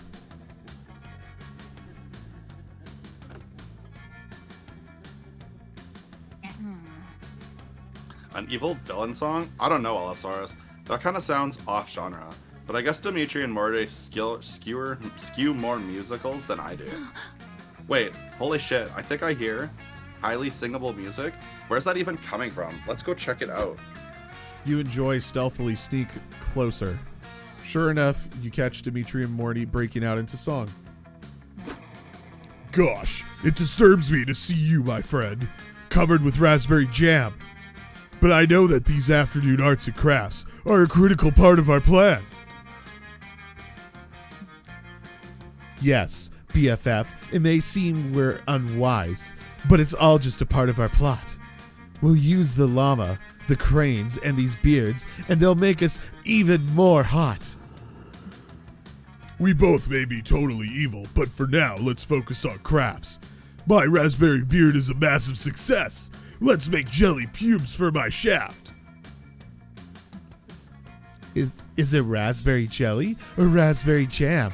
Or perhaps it's raspberry preserve? Ah, just forget it. Regardless, old pal, we'll make you the pubes you deserve. Wait, are these guys evil or not? They're singing, but you have no idea if that was a Disney villain anthem or just a poorly written duet about edible pubes. Enough of this. Oh, I can't take this anymore. Dimitri, Morty, just tell me, are you guys being evil or are you just being stupid? I have to know. From the darkness. If it isn't my rival Joy, we'll never reveal our secrets to you. Aren't you entranced by our dark and mysterious motives? Are you feeling seduced by the mystery? Oh, she's totally getting seduced by our mysteriousness, bro. She was hiding in the bushes watching us rub each other with jelly. Hey, Joy, obsessed with us much? Ugh. This is absolutely mortifying. I can't believe I'm getting out-bantered right now. You're not sidekick Allosaurus, material. this is all your fault. Nothing fucks up my protagonist game like a fucking incompetent sidekick. I'm leaving and I hope you feel dumb. Such a disgrace. Morty, check out Allosaurus. What a wildly disastrous attempt at seducing Joy. Could you be any more obvious, Allosaurus? Joy is hot as fuck, but you should give up now, Allosaurus. Unless you think you can compete with our raw sexual charisma. I am lubed up 24/7, bro. Damn. You've been betrayed by the very Disney-esque tropes that defined your childhood. The disappointment makes you lose -2 creativity and -1 smarts. What even happened there? Jesus. Green. Okay, challenge. What were we? Say a color. Say a color. Oh, Kelly, don't read the screen. red. Hey, Okay. What'd you say, Allison? I said pink. Okay. I said green before. Okay, player order on how disturbing it would be to go to your boss's house and discover that everything they own is that color. I mean, I think depending on a number of reasons, like, we've all picked It's definitely not green. Yeah, I mean, green is probably at least a Last livable of this one. color. Red can too if you use it for accents. Pink is No. questionable to me, but I feel like Pink is- that's a pink bit of a is gray more area. muted, though. And there are little old ladies with pink everythings. I've never gone into a house and seen a full red house. I have gone into a house and seen a pink house. Yeah, I've seen the green. So I've seen the then, green too. I guess So red I'd would be say- the most disturbing. So, the most disturbing player orders decided based on how disturbing. I would say that the red is the most disturbing, thus they should go first. Oh, you clicked the wrong person again. Why are you like this? Just random it. Just random it. Oh my god. Okay. Hey, put your controller down, Allison. You're a menace. Oh my god, we're not even halfway through and we're like already almost No, done. we're on the evening of week 2. There's only 3 weeks. Oh, okay. Yeah. I'll go to the lake on the last day. You spend the day playing in the lake. Everything is fun until you're mesmerized by a strange song. It's the Sirens. They try to lure you with their beautiful chants, but you know better and challenge them to a riff off. They kick your ass, but you all definitely have a lot of fun. More specifically, +2 fun. You slip away from the zany camp. Excuse me. The zany camp shenanigans for a moment and find Joy and Calculester sitting on a blanket with a picnic basket. How wholesome. Hello, friend Tech. Friend Joy and I are having an ordinary lakeside picnic without any wacky or ironic twists. Hey, you. That's right. I'm so worn out from fighting monsters and looking stunning all the time. It's nice to have a completely normal time with some non-threatening friends for a change. Wait, holy shit. This is actually a regular, pleasant picnic. You were ready for this to be some kind of oblique lead-in to some hilariously violent comedy scenario. Instead, calculesters help you joy get napkins and silverware out for an adorable wicker basket. What the fuck is going on? Please feel free to join us, Tech. There is plenty of potato salad and fruit juice for everyone, especially considering the fact that I cannot eat or drink. You accept their invitation and sit down because, well, you still want to boink at least one of them, but something just feels wrong about this whole situation. What's wrong, Tech? You seem uncomfortable. Is everything okay? Indeed, I am detecting elevated levels of cortisol in your bloodstream, indicating an increased level of stress. You can share your problems with us. This is a judgment-free zone. No. You've got to get it together. If Joy and Calculester realize that you're too much of a depraved horn dog to have a picnic like a civilized monster, you're fucked. Maybe he is just hungry, Cal. People can behave in all sorts of weird ways when they're hungry. Excellent point, friend Joy. I still have much to learn about organic irrationality. Would you like some fresh fruit, Tech? Or some deviled eggs? That's it. Choices. Surely there's some kind of wacky choice you can make here to resolve the situation in your favor. That's how life works. Think. What's the best way to prove to your friends that you're a totally regular individual who's great at chilling out and enjoying picnics? So we talk about the weather and how it doesn't remind you of sex at all, because why would it? Or why do you always have to be making some kind of binary choice about what to do? Just relax and go with the flow. Oh no.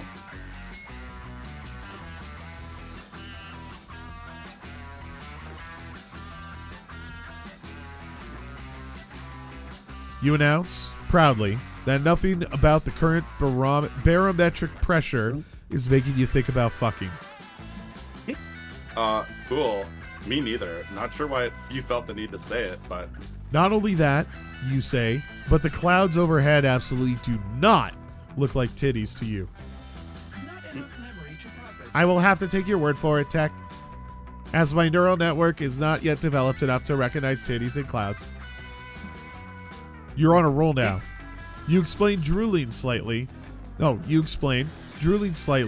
the ambient humidity levels are definitely not making you think about wetness. Cool. Nor are you extremely excited by the fact that the word wind is only 2 letters away from wang. That would indeed be an odd thing to be excited about. Why are you sweating so much? And could you stop licking your finger and holding it up to test the wind? Pretty sure you know which way the wind is blowing by now. Oh no, Joy said blowing. You can't take it anymore. You flee into the nearby trees to rub one out while thinking about meteorological statistics. We're just going to go through that. When you emerge from the trees, a short while later, you see that Cal and Joy have moved their picnic to a different part of the lake, somewhere further away. You did not do a very good job of... Okay. I fucking don't even care. I got fucked there. Yeah. I'm sad about it. Allison, it's your turn. Where are you going? The woods, the camp dome, the manor, or the scout HQ?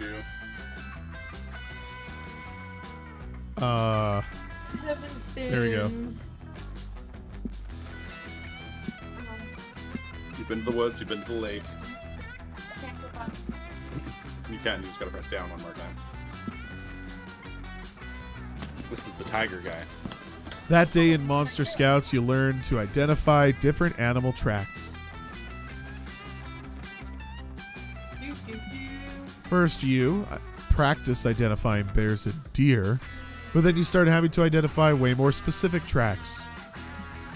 You identify the tracks of a sculptor, half human, half sculptor. You follow the tracks until you find the legendary beast. The sculptor teaches you the basics of sculpture. You gain +2 creativity.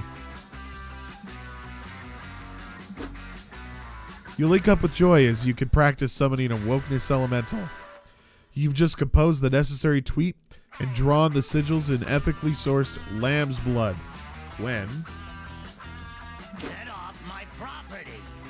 Hey, you kids, stop getting blood on the grass. Why? Because it's my grass, that's why. I just bought this camp to turn into a shopping mall. The only blood I want spilled in this land is the blood of commerce. Also orphans, if it's profitable. What? Ooh. What? You can't just buy summer camp. It's a source of happiness for so many people. Not a self-made. Oh, I'm sorry. There's a law that says that Wait. I'm sorry? Is there a law that says that You make people happy? I think you may have disconnected Allison. There we go. Never mind. No, I it don't was give a mine. shit about laws. I'm rich. You won't get away with this. Good always triumphs in the end. Pipe down, sugar. You'll love it. I'll put 2 hot topics in there, so you'll always have one to turn when the other one gets too mainstream. Let's go. Now go get yourself another black mesh something and let the man work. The CEO wanders off with his tape measure to figure out exactly how many sharper image outlets he can fit in the dome, leaving you alone with a fuming Joy. Enough of this. Oh, I want to punch that dick right in his asshole. It's like how Damien feels all the time, but for reasons. He's right, though. We can't rely on natural forces to stop him. Our only hope is to turn to the supernatural. Joy whips out the biggest spell book you've ever seen and slams it down on the grass. Jeez, where was she keeping that thing? This is the tome of Bakunin, the most powerful collection of anti-capitalist magics ever assembled. There must be something in here that we can put an end to this man's horrible schemes, but what? You search the ancient pages for the perfect spell. You narrow it down to 2 options. Sacrifice 1,000 shares of Fortune 500 stock to summon the invisible hand of the market, or construct the only artifact powerful enough to imprison the Monopoly Man, the go to jail card. I like being half of the market. Yeah, I did see that spell in there. Where are we going to get 1,000 shares of Fortune 500 stock, though? You sure you could just substitute whatever stocks you happen to own? It's like how you substitute margarine for butter when you're baking. Ugh. Ew, you use margarine? Don't you know that stuff is made of plastic and dog farts? I'm not sure. No time to reconsider. It's time for sudden, ill-advised action. You set fire to 1,000 shares of blockbuster stock you've been holding on to and summon the invisible hand of the market. That doesn't really look like the invisible hand of the market.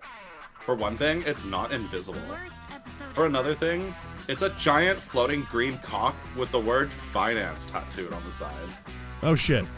No idea how this happened, but instead of summoning the invisible hand of the market, you seem to have summoned the extremely visible cock of the market.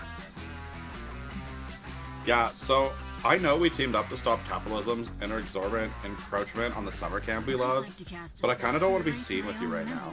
Why don't you deal with the giant cock situation and then maybe we can hang out later, or like never. Joy leaves you alone with your giant money cock. It just floats there, staring at you with its one eye. It's unnerving. Alright, kids. If you're gonna hold some kind of last-ditch bake sale or something, now's the... Oh my god! Extremely visible cock of the market. I didn't know you lived here. I'm a huge fan. Can I get your autograph? Oh, that's right. You're a giant cock and have no hands. So sorry. This changes everything. All shopping mall plans are canceled. Until the precious cock of the market relocates. You win this round, Allosaurus. Enjoy your time with the market cock while you can. Contrary to his advice, you do not enjoy your market cock time at all. Mostly because no one wants to hang out with someone who's got a giant green cock following them around all the time. You lose 2 charm and 1 boldness. Let's go Lame. take a nap. Oh, is this my turn? Jeez. Mhm. I used to go in last. Let's do the woods. While you're hiking through the woods, you accidentally step on a pile of leaves covering a massive hole. It was a trap. An evil goblin hunter. Is it a goblin who hunts or someone who hunts goblins? You'll never know. They were the one who put the trap in there. This is it. You're done. You get ready to embrace death, but the goblin hunter only sets the trap to get someone to help them to do their math homework. They'll only let you leave if you help them. You don't have any other option here. It's a bit boring, but you actually learn some useful calculus. You gain +2 smarts. You meet up with Joy for some quiet time. Ooh la la. Which turns out to be actual quiet time. Like Joy brought a book and she wants to just hang out or read. I need a break. I mean, can you blame me? It's hard work single-handedly defeating Camp Spooky from evil. I need some downtime. I mean, just this morning, I had to banish a baleful dumpster back in the trash dimension, and then spend several hours staring moodily into the distance as I contemplated my complex relationship with Dimitri. I'm worn out. This has been joyful. Anyways, thanks for coming with me. It feels so good to read with someone else. It's like being alone, but together, you know? Here, let's climb the tree. No one will bother us up here, and I can finally finish studying Game of Thrones in peace. There are some really good spells in here. You suppose it's kind of flattering Joy wants to spend time alone with you, even if she wants to spend that time looking at words instead of your naked body? You get as comfy as you can in the itchy, pokey branches. Finally, I can read. I don't mind being a popular magical young adult hero with limitless sex appeal, but sometimes I wish people would handle their own problems. Every 5 minutes, it's like, Joy, my leg is possessed by the ghost of a serial killer. Joy, the swimming instructor is trying to crash the moon into the earth. Joy. Lassie dies at the end of Lassie, cries a feral voice from the undergrowth. What? Who said that? Bruce Willis was a ghost the entire time, cries another voice. Out of the undergrowth emerge a pack of lynxes. You've read about this. It seems that in order to destroy their prey's will to live, lynxes have evolved a cry that sounds exactly like pop culture spoilers. They use it exclusively when hunting humans and pop culture aware monsters, and you've stumbled right into their trap. Snape was in love with Harry's mom, cries another lynx, as if to confirm your suspicion. What? So these animals just give away the endings to famous movies and TV shows? That's shitty, and it's hardly a major threat. Anyways, I'm more into books than movies, so... Game of Thrones is a TV show as well as a book, cries another lynx. Wow, this is very nuanced animal cry. And in A Song of Ice and Fire, the following characters die. No, they must be stopped. Thinking fast, you land on the only reasonable solution. Insta-kill all of them. Bait them away from your tree with the erotic Thundercats fanfic you always keep on hand, where these lynxes are only crying out because they want to go home. Rehouse these spoiler cats in their natural habitat. Twitter.com. Yeah. Impressive. What a humane solution. I'm impressed. Motivated by Joy's praise, you get to work. You lure the lynxes into a shipping crate with the promise of dank memes and seal it shut behind them. You mail the crate directly to Twitter.com, a sanctuary for pop culture literate animals, somewhere in the vicinity of Phoenix, Arizona. There they will be free to frolic with very good dogs, bees, and Gen Z. I'm glad those lynxes are finally safe and sound in an environment designed just for them. Now, if only there was a sanctuary for people who just want to read in peace. You take Joy's hand and tell her the woods can be your personal reading sanctuary. She smiles. You would make an You truly are an exemplary conservationist? Conservationist. Conservationist. There we go. You spend the rest of the afternoon with Joy, sitting in the tree. Not Kissing, as you might have liked, but at least reading a book about kissing, which is close. You'll later learn that immediately after arriving at Twitter.com, The lynxes were trampled and eaten by 30-50 feral hogs. Oh, 30-50 feral hogs. Oh well, serves them right for not owning any guns. You gain +2 fun and +1 charm. Trade places. Everybody choose an animal. Choose an animal and say it out loud. Allison, pick an animal. Cheetah. I'm gonna go ostrich. Flamingo. Nice. Player orders decided based on which animal will become the most dangerous if granted opposable thumbs. I mean, the cheetah is vicious. The flamingo is not getting first place here, that's for sure. Or, yeah. Opposable thumbs would be pretty scary. Which yours? Mine was an ostrich. Ostriches are pretty vicious. But I think in general, I want to say that not that the cheetah with an opposable thumb would change much about the cheetah. I feel like ostriches have a good kill count against cheetahs, though. Do they, though? I would assume the cheetah would outclass both of ours just because it's a cat. I mean, the ostrich can't even fly. If you give it opposable thumbs, like, there's not much else going for it, really. Like, the wings don't even really do much. Yeah, it seems like, based on this, yeah, the cheetah would win the fight. So, Allison, me... And then between the ostrich and the flamingo... I feel like it's we're in the same category, but mine would be more dangerous because it's just the bigger, more dangerous bird. Yeah, but mine does have the benefit of flight. This is an ostrich? Yeah. With opposable thumbs. I think the ostrich would probably be scarier because they're so fast. They are terrifyingly fast. Yeah, that's true. It's hard to be terrified of a flamingo, so... Yeah. It would be like, wow, we can shrimp faster. I aced this!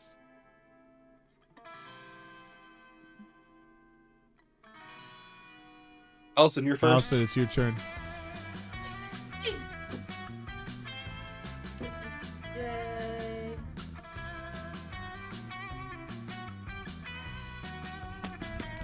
You gather around the campfire to sing a campfire song. CAMPFIR. No, that's not fair and not true. Of course it is. I've known Scott way longer than you have. He and I were spooky high together before you were even added. Leave this to the pros. To our roster as a new classmate, you can't just be ignoring the value of that long-standing history. We have a backlog of misadventures you can't hope to match. Yeah, well, you'll never match the bonding experience of us going to the gym together, as he gets buff for sport teams, and I get buff to destroy you and take back hell. Okay, but I always make sure I bring him freshly baked dog treats from my dad so he knows who's a good boy. Well, I've always make sure he's using the strongest, most buff-making gym equipment, so he knows he's a gooder boy. And I help him with his homework so he knows he's the goodest boy. You only ever have the answers because you copy off of Liam.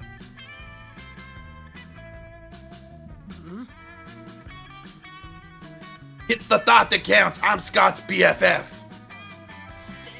No, I'm Scott's BFF.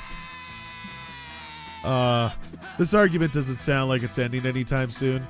And although it's the most adorable and you've ever heard, the yelling is kind of harshing your campfire vibe. Better give them a solid criteria to prove who's Scott's BFF once and for all, so you can finish your campfire song. We all love Scott's cheeriness, but a true friend needs to be there not just for the good times, but also to truly understand and empathize with what he's feeling. Blue. Scott needs a friend with a vicious cockatrice that he can unleash at a moment's notice for some fun, havoc, and mayhem.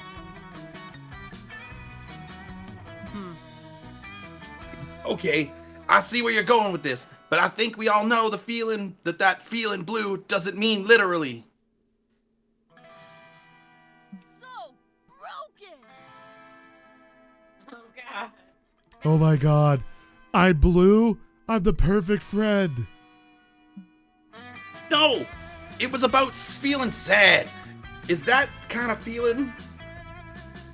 Yes, exactly. And I feel blue all the time because I am blue. No, not that kind of blue. Feeling blue can be nice because if it's a pretty day, then you match the color of the sky. Which makes you feel pretty too. And also helps blend in if you suddenly need to attack somebody. No! So if Scott is ever blue, I could teach him to blend into the sky and use that to his advantage to support team practice. Damn it! Why did he leave? He's gonna miss out on all the great tips for if you're ever blue. I can't wait to be useful to my BFF Scott with all this knowledge. Dahlia practices her pitch to Scott by imparting all her valuable knowledge to you. You enjoy your time with her and also file away all these hot takes for your future audition for the Blue Monster group. Pack some marshmallows? If anyone wants some. Not go as I expected.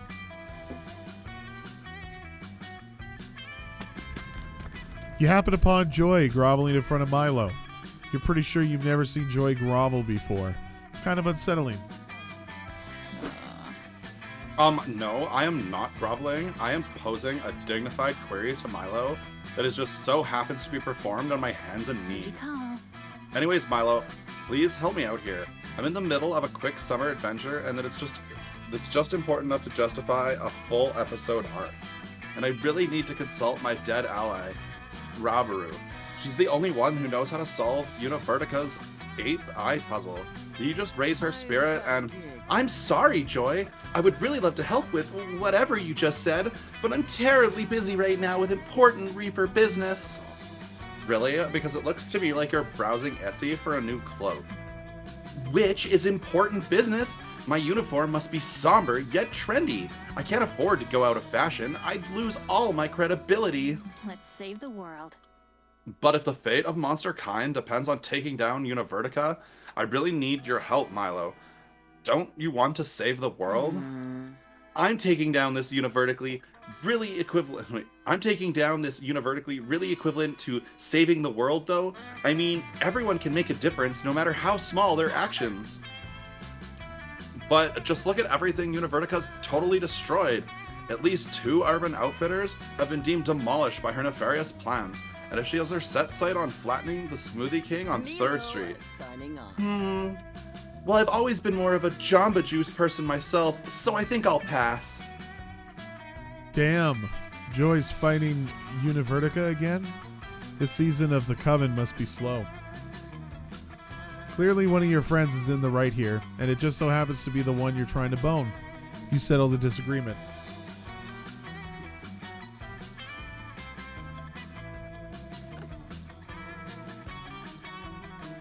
So it's Milo. You could turn this into a whole thing. Raise Rabaru's spirit and do a live Q&A. Or Joy. Milo can consult the dead for you if you support them on Patreon. Friendship is never an excuse to work for free. Oh, Tech makes a good point. I didn't know you condone playing a friend card to get free labor, Joy. What? No, I don't. I may be the leader, but me, Faith, and Hope each equally split up the rewards we received for our world-saving Coven work. See, I hear you, but your actions speak much louder than your words, unless you don't value my help as much as you value other witches. Not at all. Your work is totally just as valid and important as theirs. It's just that, I figured the whole repayment of saving the world would be, but saving the world doesn't put avocado toast on the table. We indie scenesters and necromancers need to pay our rent too, you know. My goddess. Grr, fine, you got me. I'll become a patron. How's $5 a month sound? Well, of course I'll be grateful for whatever you pay, darling, but $5 will only get you into the bronze tier. Bronze tier patrons get early access to my selfies and a merch discount, but my platinum patrons get a chance at a full spirit raising once a month and a limited edition Milo sweatband. Oh, fine. Here's the pledge money. Can you raise Rubberoo now? Oh, didn't you read the terms and conditions? I can only do so many seances. My time is precious, so I limit to 3 spiritual consultations for 3 patrons chosen at random. And it looks like this month's winners are Milo Crackhead 45, X Ghost Fetish at _X, and Joy Johnson Johima. No, wait, that's John Jojima Joe. My bad. The world is at risk again. What? No fair. The world is at stake here, and I'm your friend. Can't you make an exception for me? Well, that wouldn't be very fair, would it? All of my followers are my friends. I can't play favorites just because your seance would prevent countless deaths. Get this show canceled. Ugh, whatever. This has become a complete waste of my time. I'll probably just bribe Polly with some distilled spirits to talk to Ruru for me. Thanks for nothing. Well, it's just you and me, Tech Darling. Oh, and Ghost Fetishist. Spirit he wants raised. What can I do for you, my darling patron? Oh, it looks like he wants the ghost of a leather daddy dom from 1865. I don't feel quite comfortable doing that. Stop, You know, Tech, since the slot opened up, perhaps you would like to raise a spirit, me to raise a spirit for you? I don't mind bending the rules somewhat for someone such as yourself. Nice. You request the spirit of the Marquis de Lafayette, history's greatest wingman. He does not disappoint. Tonight will be the night of the living dead. Okay, let's go over here. Talk up these guys. Oh, Allison, you're in a talking role this time. You just finished your quarterly review. It went awesome. Your boss thinks you're doing a great job playing this video game. You're hoping to celebrate your corporate competency with some pals. And good news, you find Aravi and Calculester by the campfire. In conclusion, there are the 18,208 reasons I have collected to convince you that we should paint our food truck the statistically best color, burnt orange. This is so fun. That's glorious, Cal. God, this food truck's gonna be so sick. I reached level 18 in my merchant skill tree so fast. Guys, I had the thrillest food truck idea. We should sell mini Victoria sponge cakes for dessert. They were the technical challenge recipe for the GBBO season pass finale. So dope. Whoa. Hex watches the Great British Bake Off? That's your favorite show? You give them the secret GBBO handshake that all true cakeheads know. Nice. It's sick that you like GBBO, man. I honestly love reality TV in general. I'm watching the best thing right now. Have you guys seen 90 Day Adoption? I have not seen it. I am aware that the show exists, but have been unable to watch it due to my current parental control browser settings. Yeah, I haven't seen it either. Reality TV bores the shit out of me. They always edit out the really good violence. Holy shit, you guys aren't watching 90 Day Adoption? It's the ultimate reality show. And now I'm going to tell you everything all about it. You can't stop me. So basically, the show is like The Bachelor, but for orphans. So for each season, there's a new set of parents, and they adopt 6 orphans and choose which one they want to keep. What a show! But the crazy part is the parents have never met each other face to face. They fell in love and got married while only communicating through walkie-talkies. And if the parents don't complete enough intimacy challenges, they have to let their actors raise the children for a day. Needless to say, the drama is absolutely the best part. I am pleased that you are enjoying the show, but I am afraid that I will be unable to watch it. I can only process a limited amount of drama per hour. I thought I was safe watching my favorite reality show, Terrace House, but then I had to process all the emotional nuance in the meat incident. I almost ran out of battery. I mean, shows are never worth the time to watch them. It's always like one 5-minute clip of a headbutt and they just replay over and over. Oh, yeah. Okay, you guys, I hear you, and I get the show isn't for everyone, but I haven't even told you the elimination challenges yet. Just wait till you hear this. Not enough signal to Oh dear, process this. this is stressful. I may be overheating. Is my fan wearing louder than normal? Uh-oh. Looks like your two bonable friends are totally obsessed with reality TV, and that's a deal breaker for you. Quick, bring up a show you know they'll love. What about Undercover Final Boss? It's got brutal violence, and there's tons of drama when the boss finally reveals their glowing red weak point. Or have you guys seen The Turing Test? Are you human enough? It's family friendly, drama free, and teaches you a lot about human social cues. Oh dear. Oh me oh my. There would be a lot to process with this top option, although I'm not really pursuing the robot. The Turing test would always be quite stressful too. You're right, yeah, the Turing test is another one. Oh jeez. Fuck yeah. That sounds awesome. I love any content related to Final Boss fights, Final Boss strategies, or even Final Boss flavor text. Oh my god, Arabi, it's so good, you would love it. Honestly, it's so crazy that you haven't seen it yet because it's like made for you. Let's watch it.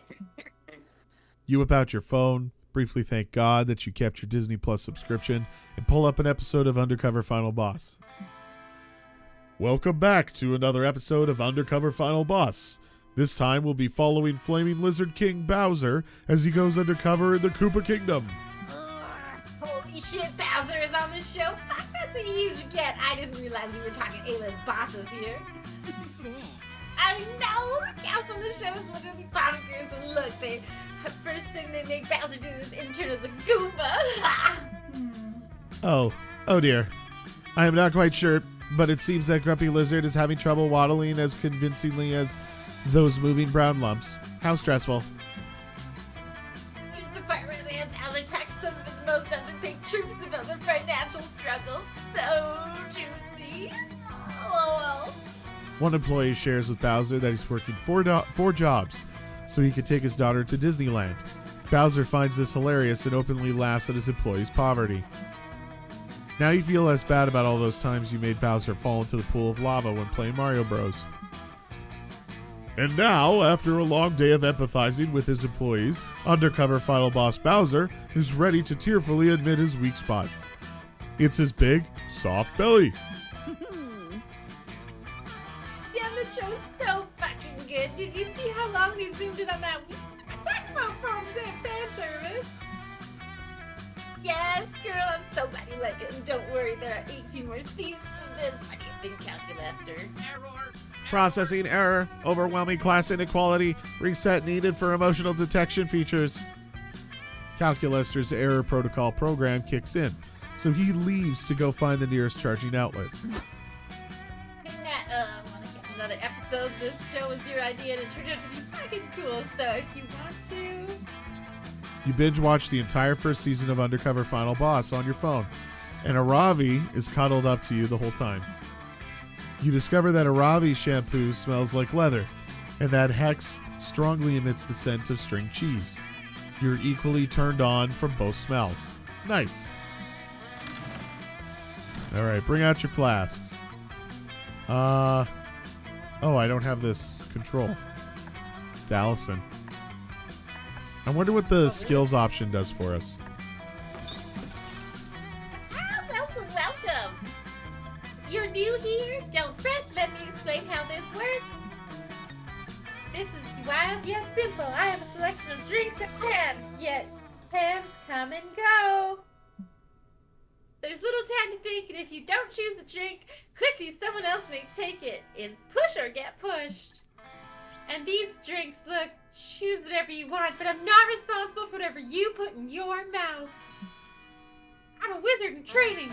For you to test my concoctions is somewhere between kind and reckless. So, get ready and good luck!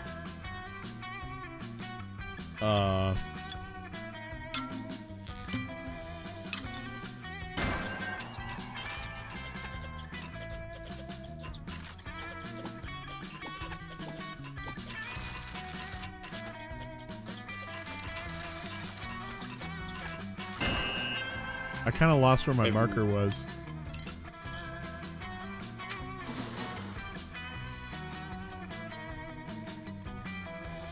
I did not get the one I wanted. Just want to blend in with the masses.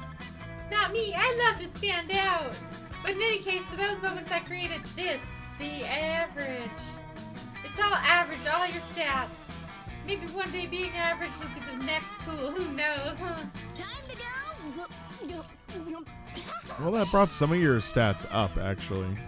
But it brought most of them down. I chose the Cosmopolitan. I thought I was the one that picked the Gamer Girl water. Okay. The Cosmopolitan received its name because it disrupts the very core of the cosmos. Thanks to it, any stat effect is now doubled for you for better or for worse. Okay, cool. Gamer Girl bathwater. Some people find it cringy, but believe me, it's less cringy than the alternative Gamer Girl birth water. This one invests your head with an inner music that's way more gamer. Let's do this. This is the part where I leave before you puke all over me. Ciao!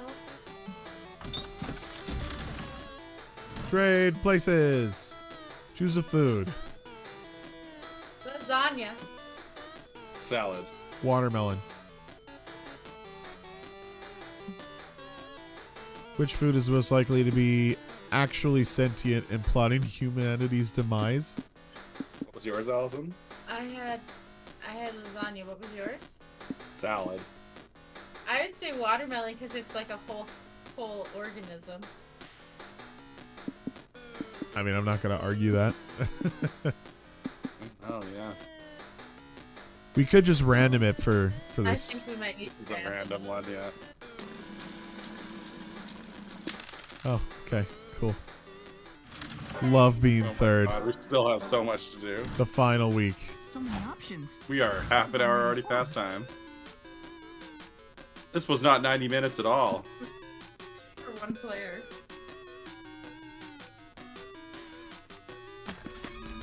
While you're exploring the haunted manor, you hear a voice calling your name. It comes from under the bed. Two blood-red eyes stare at you from the inky darkness under the bed.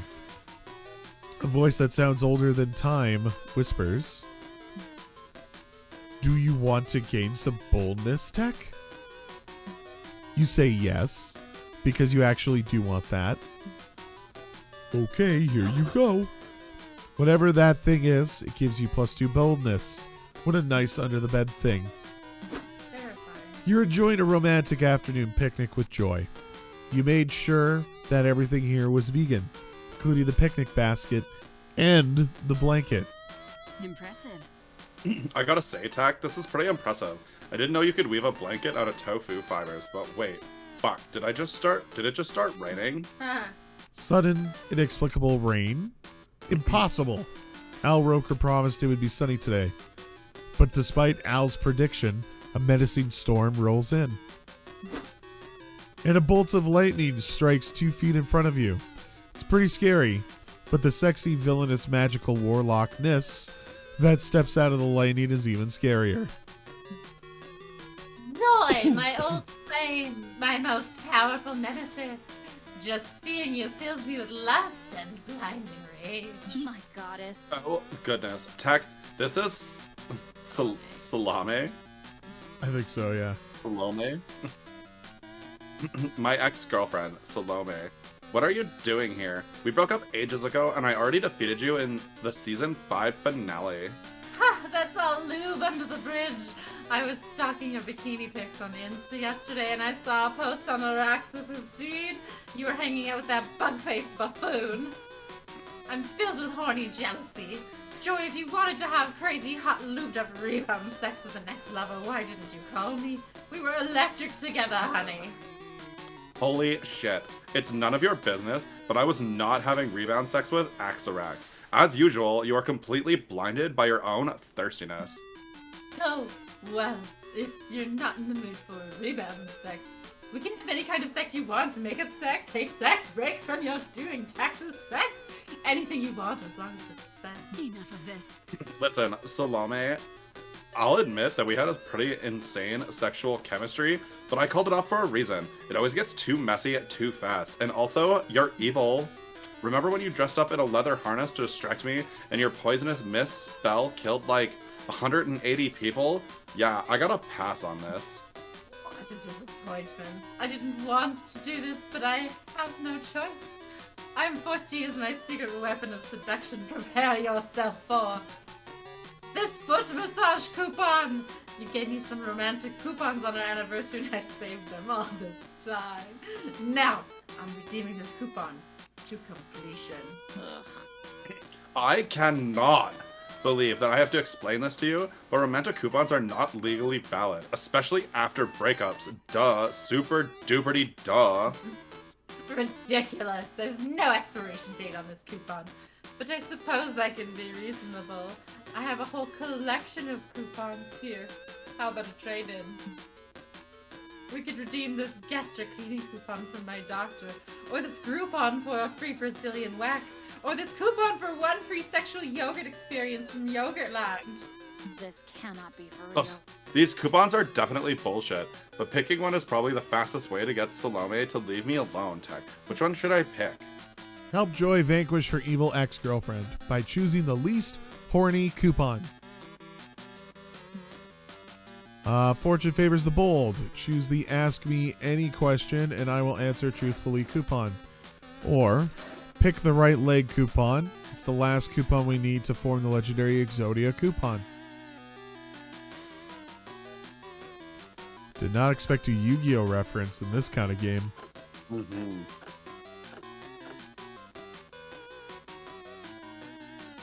So the least horny. Pick a coupon. Pick a coupon. I'm trying. It's hard to think of it. Fortune favors the bold, I think, is because it's a question. You have many bold. How horny could it possibly be? I feel like the leg could get weird. Yeah, that might summon a whole other character that's just as horny. You know? Okay, that was not Whoa, bad. seriously? The truth coupon is the most dangerous coupon in the whole bunch, Tech. I didn't realize you were so bad. I'm surprised myself. I never thought your little friend would recommend something so bold. Are you sure that you don't want to choose the threesome coupon? Oh, that's what it was going to be? No, I trust Tech. I'll let you redeem the Ask Me Any Question and I'll answer truthfully coupon. Do your worst, Salome. Oh, this is just too delicious. Joy, do you really swear that you'll answer my question truthfully? I'll get blue walls if you lie to me. Hell yeah. Yes, I'll answer your question truthfully. It's a witch's promise. Yes, yes, the possibilities here are endless. Nothing is more sensual than an ex-lover admitting they're still burning lust. Perhaps I could ask which position, or no, which body part, but then I could inquire about the flavor, or perhaps Araxis' proboscis, or the Kylo Ren roleplay. Ha! I've got it. Joy, tell me this. Have you ever had another lover equal my sexual prowess? Please answer in the form of a full, descriptive essay. Oh, goodness, above. Gotta say, Tech, you're a frickin' genius. Salome, I'm not comfortable answering that question. You'll just have to keep wondering. No! You gave me a witch's promise, you beautiful lying slut! Read the coupon! Rude, and also, I'm not a liar. You already asked me your question, remember? You asked, do you really swear that you'll answer my question truthfully? And I answered. No fucking semantics! I've been trapped into wasting my most powerful coupon. Damn it all to Protestant hell! Mark my words, Joy. Someday, I'll seduce you. And Tech, be a very horny, very powerful enemy today. Salome disappears into another lightning strike, and the rain clears up. Impressive. Thanks for helping me, Tech. That was some impressive villain vanquishing. We should get back to our romantic picnic now. Yes. You made Joy super happy. You also gained +3 smarts from an unrelated shenanigan that happens after your picnic.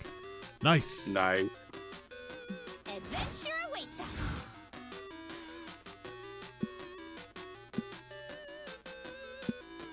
I kind of want to go back to the pool. Then down one. Then feel free. You gotta follow the list here. Oh, that's easier. That day you bring a magazine to read by the lake. The cover story is How to gain fun while camping with your 6 hottest, most charismatic friends. Step 1. Go to the lake. Step 2. Wait. What? That's it? Then why hasn't that worked for you yet? Oh wait, you just gained +2 fun. Thanks, Cosmopolitan. Later, you're wandering around, trying to tell if you have mercury poisoning from all the tuna you ate for breakfast, when you see Joy and Scott. Yo, Allosaurus, check it out. Joy and me are doing photography. It's basically the art version of sports. You gotta click.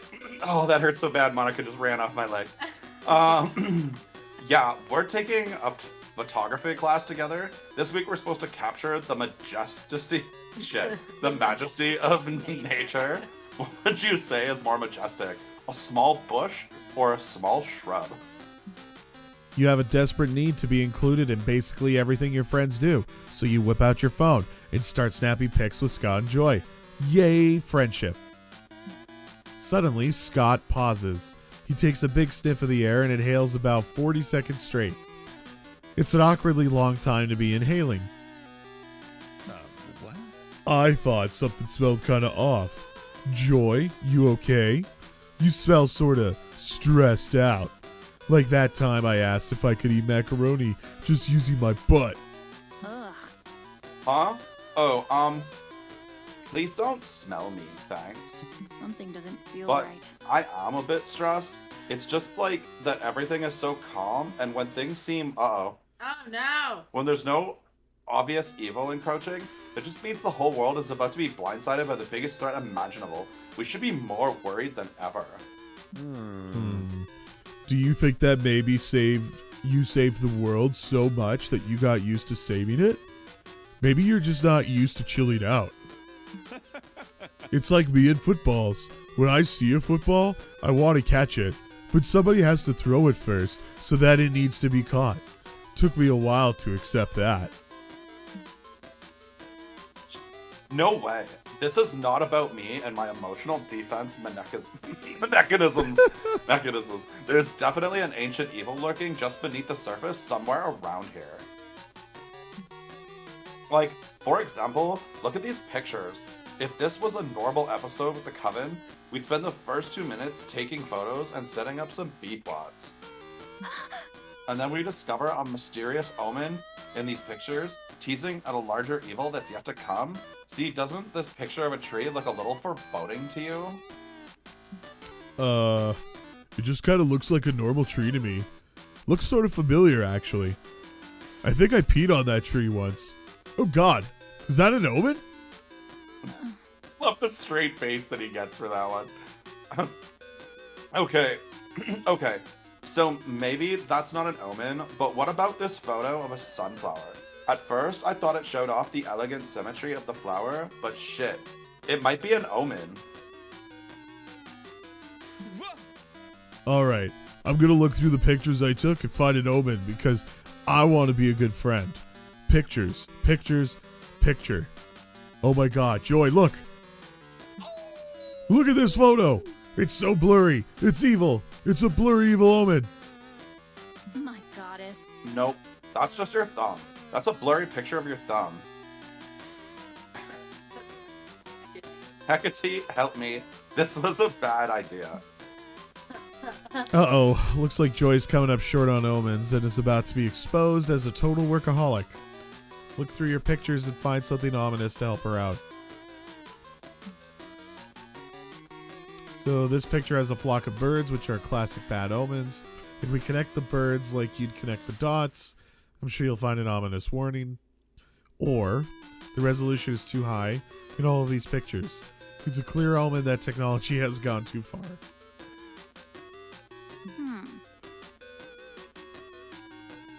Yeah, Allosaurus, this is totally right.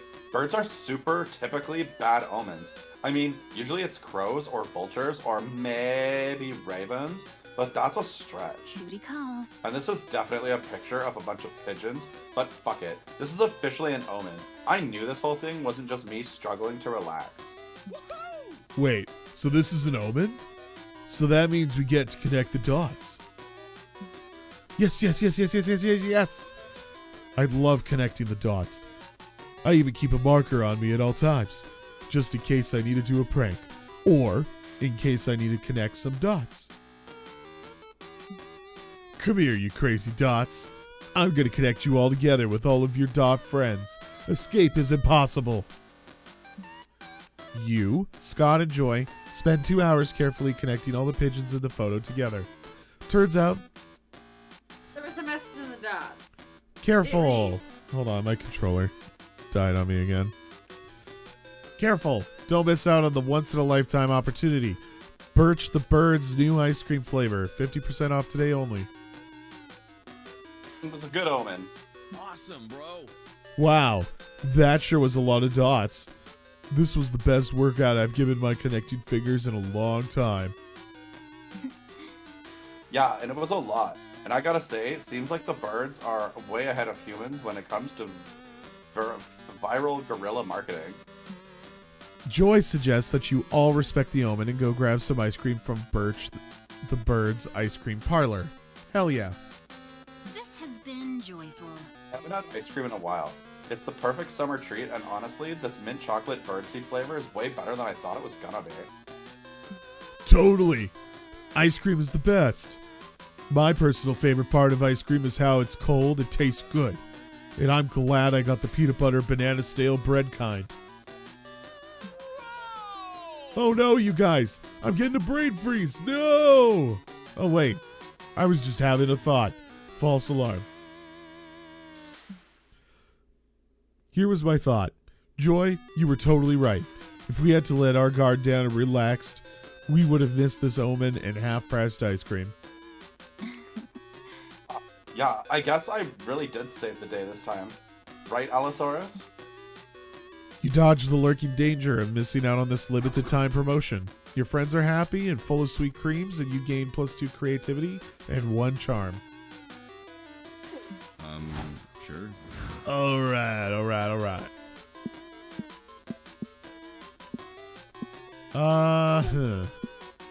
I've been to all 3 of these, so whatever. Back to the dome. That day at the Camp Dome, you're doing some classic Battle Royale. Lots of fun and murder. You've cornered another player who begs you to spare her life. You decide to spare her, but still shoot an arrow in her spleen. Little known fact, people store excess charm in there. She starts bleeding charm, so you take +2 and drink it. It refreshes you and makes your skin clearer. Afterwards, you get drafted into a game of Mr. Freeze Tag, where everyone runs from one player who shoots you all with a freeze ray. You find a blessedly quiet, rusted-out car chassis to hide in and settle in for the long haul. Hopefully, no one will blow up your spot. Hey, noob. Oh, hey, Matt. Hope you don't mind we blow your spot real quick. Good thinking, Damien. We'll be safe in here. Who said anything about being safe? I just wanted to see if there was any gasoline left in the tank so we could try to blow it up. Will you stop trying to find gasoline out here? We're in enough danger already. Well, I wouldn't need to keep looking for gasoline if you just teach me how to magically make fire with my hands. For the last time, I'm not teaching you how to make fire with your hands. Well, at least teach me to shoot fire from my mouth then. Come on, I've been good. Good. You pushed 3 fairies in front of a freeze ray on the way here. Oh yeah, you're welcome. Enough of this. Ugh, whatever. Just try to be quiet. If George the sadistic Yeti hears us bickering out here, we're all getting frozen. Quiet. Got it. Going totally silent. Starting now. 2, 4, 6, 8. Quiet time is really great. Fuck. 1s, 2s, 4s, 3s. Don't make noise or you might freeze. I sense we're in danger. Scott, hey. Can you stop loudly giving away our position to the guy with the freeze ray, please? I'm cheering. But I'm not loudly giving away our position to the guy with the freeze ray. Silly. I'm cheering. Steering us straight into Freeze Town, maybe? Hey, that's not even close to how you pronounce victory. You need my cheering even more than I thought. Here we go. 3, 6, 9, 12. This is far from ideal. Maybe you could suggest another way for Scott to cheer. He'll stop radically endangering you and your friends. So tell Scott that his cheerleading isn't inspiring Joy and Damien because they're deaf. We need to be respectful and do sign language cheering. Or instead of cheering, convince Scott to spit such super hot rap lyrics that you all become immune to freezing. Now, there's an answer here that you're supposed to pick, and then there's an answer here that is going to hurt you. But yes, it's just so beautiful. I feel like all of his singing or whatever has already drawn the attention. So maybe I should go with the rap lyrics, because then I'll be immune to it. Please pick this one. Seriously? Are you sure that's the best way for Scott to stop cheering loudly? It's to get him to start loudly rapping? Oh my god, I fucked it up. I like this plan. It's very similar to my original plan. Which was? Set us all on fire so we can't be frozen. Suddenly, I like the rapping plan. Are you sure you can do this, Scott? Of course I am. I have a vague memory of doing a rap with Polly one time when we were back at Spooky High. This should be easy. Okay, here we go. Get ready. Scott Howell. Camp Spooky. Let's do this. Ow!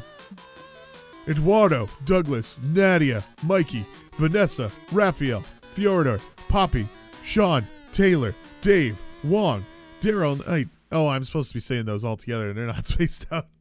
Sean Taylor, Dave Wong, Daryl Knight, Gail Lee. Wait, hold on. You're just saying random people's names to a vague hip-hop beat. This isn't rapping. Actually, yeah, it is. This is the Pokemon rap. Exactly. I wanted to inspire you to be the best there ever was. See? Even that Yeti guy is inspired. He's heading over to say hi. I'm needed somewhere else. Horrific. Well, I hate to do this, guys, but I'm out of here. Joy does a few arcane gestures and turns into a cloud of disapproving mist, which wafts out of the dome. Hey, no fair. Teach me how to do that. Oh, well, guess it's time for plan A. The A stands for arson. Damien predictably sets the car on fire with you in it. It definitely prevents you from getting frozen, but it also prevents you from feeling your skin. 4 boldness I lose. Damn. I knew it was gonna hurt you, but it was just such a beautiful option. You can't not. I took it too literal. I shouldn't have done that. Choose an object. Say your choice out loud. Okay, game controller. A wrench. Allison. Sorry, I was making googly eyes at a kitty. No, you need to pick an object. Earbuds. Describe how you would kill somebody with your chosen object. Player order is decided based on whose explanation is most plausible. Whack him with a wrench. I mean, yeah, the wrench totally trumps it. So I think you get first. Sonic boom while someone's driving. That's your kill, eh? I mean, the fact you'd even be able to muster up that kind of power with earbuds would shock me. I think I could kill someone Suddenly with a controller. Much yeah, like easier than I could with earbuds. I could definitely bludgeon them with a game controller, and it's even got I mean, you could choke someone with the earbuds, maybe. What are they, AirPods, or are they like? But you would just probably traditional swallow corded. them. Yeah, I don't know. I buds. think your best bet is the controller over the earbuds. Yeah. Oh, almost there. Where to go? Okay. Oh man. Went to the lake. I fit in the lake. I fit into the dome. In there. You know what? I like the Scout HQ because then Allison has to do the tiger. So I'm taking the tiger. That day, the Monster Scouts hike around the camp, cleaning up litter to respect nature and stuff. Nobody but Coach gives a damn about picking up trash, but it does quickly become a contest to find the coolest garbage. Some find used condoms, others find weirdly shaped fruit. You somehow find a Rembrandt. A Rembrandt. A Rembrandt. What is that? It's an original. A painting? I think it's a gun. A gun. Oh, okay. Maybe it's a painting. The mystery of how the Rembrandt ended up there will go on to trigger the most epic adventure you all will go on during the summer. But it won't happen on screen. But you still gain +2 creativity just by looking at it. So magnificent. See a painting that would make way more sense. Later, you meet up with Joy. She said she wanted to spend the day, just the two of you. Your knees feel weak, but that might be the polio you recently contracted. Oh, hey. Thanks for meeting me here, Attack. I wanted to apologize for all the drama with all my exes lately. You've been so understanding, and I've been doing some thinking. Before Joy could finish, a strange purple slime hole opens up right in front of you. There are palpable waves of angst and resentment radiating out of it. Oh, shit. Jon Snow. Well, if it isn't my ex-girlfriend, Joy Johnson Joema, also known as the witch who drowned my heart in the obsidian ink of emotional betrayal. Hey, Geralt. It's nice to see you too, I guess. What are you doing here? And, how are you doing? I'm not okay. I promise. I'm not okay, I promise.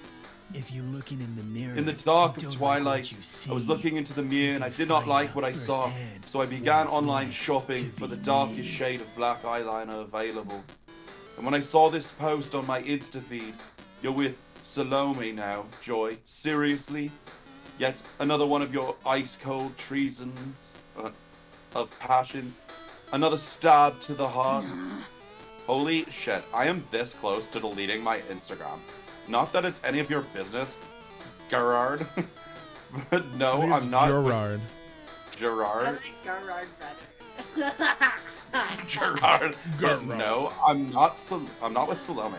I didn't give her permission to post that. Joy. Whatever, you're just deceiving me again. It reminds me of when I was a young boy and my father took me into the city to see a lying whore named Joy.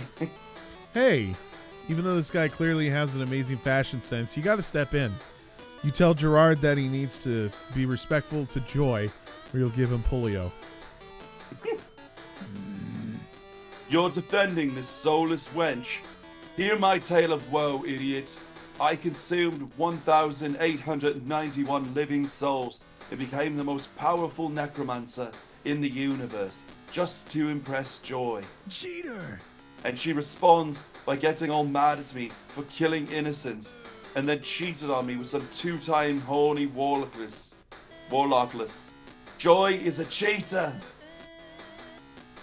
Gerard, listen to me. I get why you're mad. I've said it before and I'll say it again. I was wrong to cheat on you when we were dating, and I'm sorry. But we dated a long time ago. It's been years since we broke up, and the Coven defeated you. I think it's unhealthy that you're still completely fixated on Suited this. for TV. And also, I would appreciate if you stopped commenting cheating hoe with a rotting black heart on everything I post. Perhaps you're right. I haven't feasted on an innocent soul in many fortnights. It's not like me. I'm losing interest in my hobbies. You are the architect of Since my you were the grand pain. architect of my pain, I expect you'll have some method to sew my shattered physique back together. Whatever. I guess it's the least I can do. Tuck, will you help me move on by any ideas, Tech? Good. Gerard, a date. Getting laid won't heal his broken heart completely, but hey, it's a start. It's time to get even. Joy and Gerard should play Monopoly together, and Gerard should be allowed to cheat. Fair's fair. I think the top option is the best chance at getting him out of there, but I that's know. just me. I know. I just feel like if we do this one, they'll just start fighting really aggressively, which is like the point, but...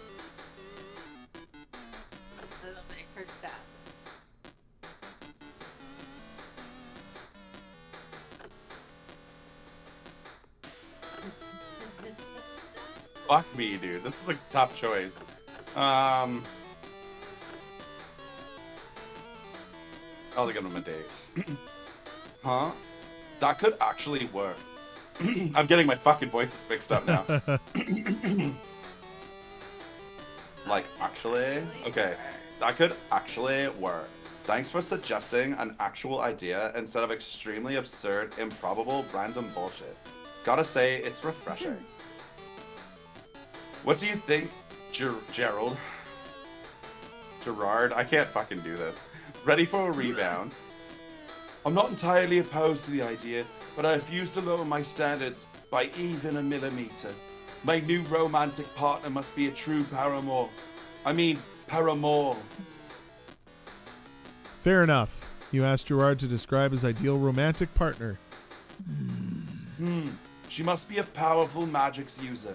I don't want to date some normie who doesn't appreciate the necromantic arts, you know. She has to get me. I suppose I'm attracted to intelligence, a lower tolerance for bullshit, and a strong moral compass that always leads the back to the path of righteousness.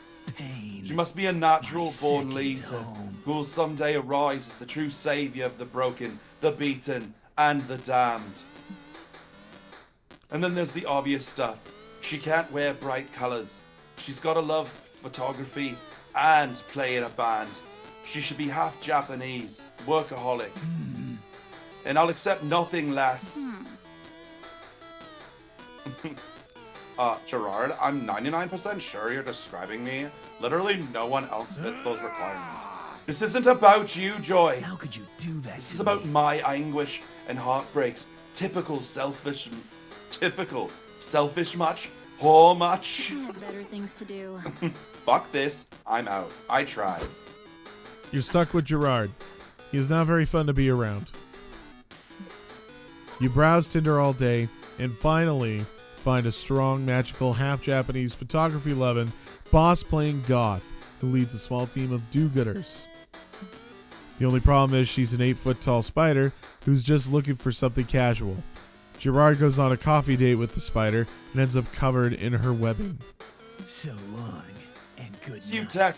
I did not think it was possible, but my anguish is even greater than before. I won't suffer alone. I curse you with -3 creativity. Suffer.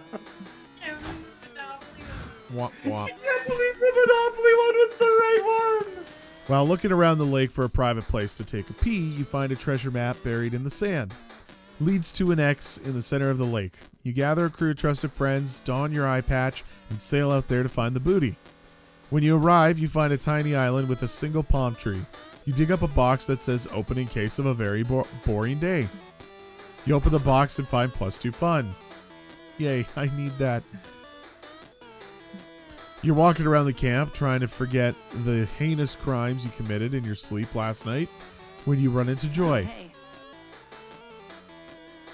Oh, hey, Matt. Let me guess. You've got some kind of goofy, unexpected problem going on, and you need my help to fix it. I'm sorry, I'm just like... Alright. I just have done so many, it's all maxed together. Right. Alright, I'll help you. Technically, it was supposed to take a break from work this summer, but hey, I'm a witch. Battling the forces of evil, if duty calls, I have to answer. You shrug. You've got nothing. Not even a small-scale, low-stakes dilemma for Joy to help with. It's basically been a normal day so far, which almost never happens at this camp. Huh? Nothing at all? Well, that's obviously it's good when people don't have problems. I don't need to be super useful and competent all the time anyways. I can just sit here and read my book and absorb the information. And that's how people relax. So that's what I'll do too. Here I go, to read. 30 seconds go by. Oh my goodness, there has to be something perilous around here. Come on, it's totally not just me struggling to act relaxed. Don't you feel that, Matt? That dark, evil force lurking somewhere in the shadow? I sense we're in I danger. sense an ancient evil, ready to strike me whenever I let my guard down. Nice try, ancient evil, not this time. I know exactly how to deal with this. I'll consult with my ever-powerful, ever-wise spiritual mentor, the goddess. Plus, it'll give me a chance to work on my interplanar communicational skills. Spells. Joy spends 45 minutes on an extremely complex spell. There are quite a few esoteric components, and she ends up using your pubic hair and belly button lint as a channeling tool. Ah, perfect. The spell is ready. Here I go. Goddess of Light, your ward summons you. Grant me your wisdom, heavenly goddess. Joy's spell works perfectly, and she summons a being of pure divine light and femininity, who is clearly in the middle of taking a bubble bath. Oh, Joy, good to see you. Although I'm pretty certain I asked you not to commune with me during bath time. What's up, girl? Goddess of Light, your divinity smiles down upon me. I call for you in this hour of need, as I have sensed an ancient evil gathering its power to bring about the final calamity. Oh my god! Joy, I promise you there's no mysterious danger lurking around trying to ruin your summer relaxation. You're a total workaholic. Take a break. Seriously? Surely you just, divine light. For it's my sacred duty to protect the world against the forces of evil, and I would totally never manufacture a catastrophe just to feel useful or anything. Sure. Well, I just used my omniscient powers to scan all the universe, and it seems pretty chill. Guess I'm gonna enjoy the day by relaxing in my bath. What about you, Joy? Ugh. Matt, isn't the goddess acting weird? What if some ancient evil fooled her? Like, letting her guard down? There's gotta be some kind of danger here, right? Seems like Joy won't be satisfied until there's a disaster she can quickly and competently disarm. Quick, find something dangerous for her to deal with. Alright, the dangers of poor skin care routine. The goddess is, what, like several millennia old, that skin won't care for itself. Or, the dangers of ever-growing atheism among the younger generations. Every second, fewer and fewer people give a fuck about the goddess of divinity. That seems like one she would fight against. Yeah. You blurt out that the real danger is the goddess's dwindling number of disciples on Earth. Excuse me? What did you just say to me, puny mortal? Joy, darling, what is this mortal doing? It's beyond my divine understanding. I can't believe I'm saying this, but I think he's saying that you're not popular.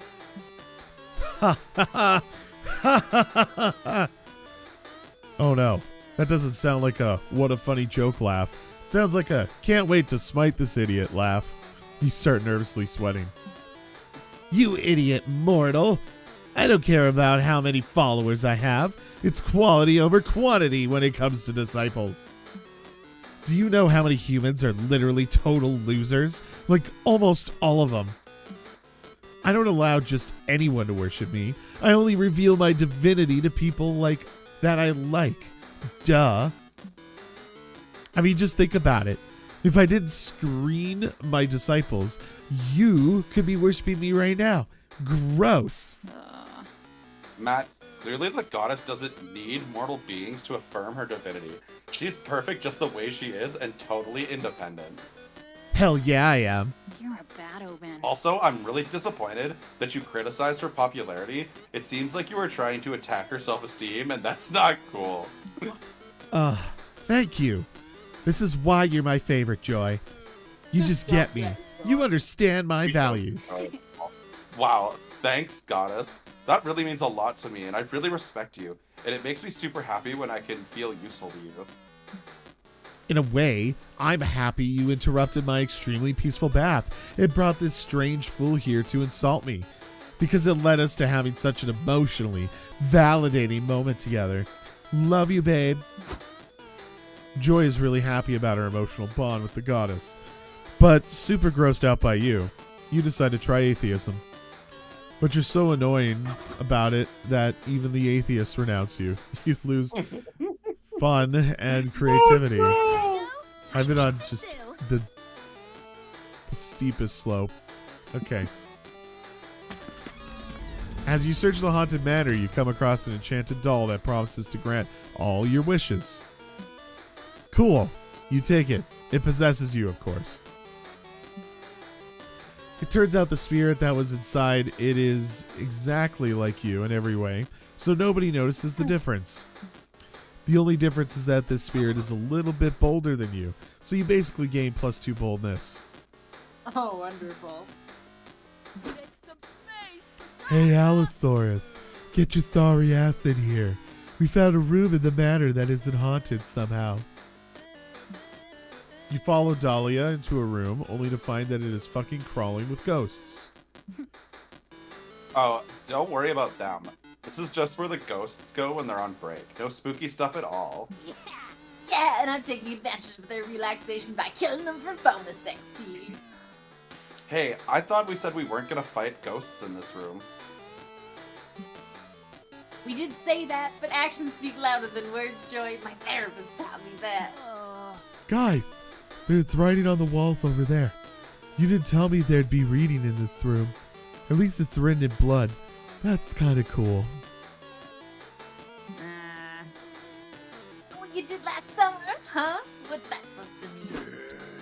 It means that I know what you did last summer. Oh, phew. It's just the knife guy. Hey, knife guy, do you know what the writing on this window is about? My name is Jerry, not Knife Guy. You can't just ask me to tell you what you did last summer. You did it. You should know. But if you also know, shouldn't you be able to tell us what specific thing you're referring to? You guys just don't get it. You're supposed to be frantically asking yourselves that question before dramatically remembering the answer right before I stab you. Come on. Here, maybe if I stab you all a lot.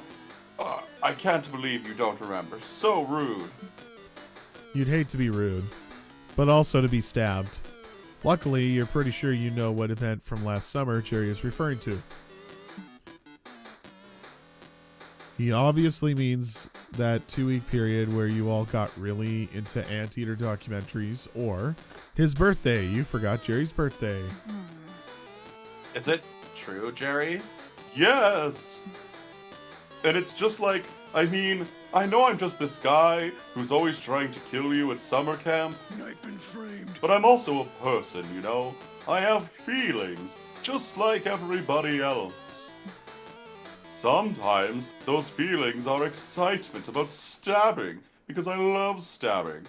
But sometimes they're feelings of loneliness, because nobody remembered my birthday. I even tried carving my birthday into my victims' bodies for a while, like as a subtle hint, but only people who care for them were cops, and not for the right reasons, you know. That's horrible. I don't know what I would do if someone forgot my birthday. Probably raze their village to the ground, because that's what I did last time it happened. Get it? But my therapist says that loneliest birthdays are an opportunity to celebrate ourselves. Do you celebrate yourself, Jerry?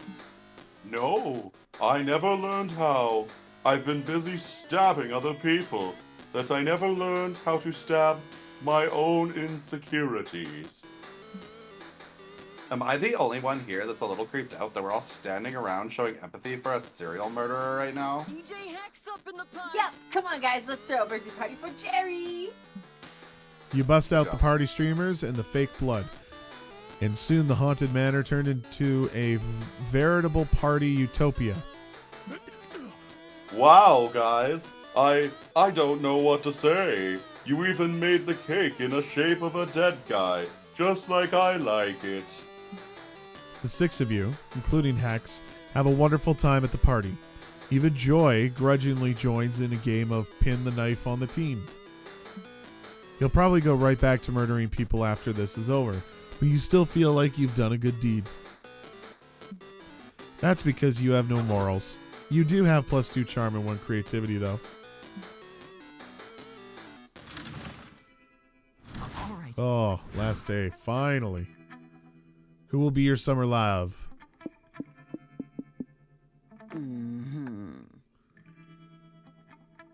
Yeah. Asking Milo for the shower. Oh. Isn't this me? Yeah. Oh, it none says of Nana. them. I see. Man. I don't think Joy likes me too much, but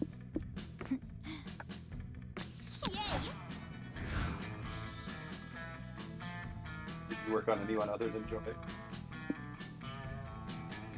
I tried, but it didn't work out so well. And they probably think it is. I feel like Damien was pretty involved with yours. I don't know. We'll try. I'll probably get turned down.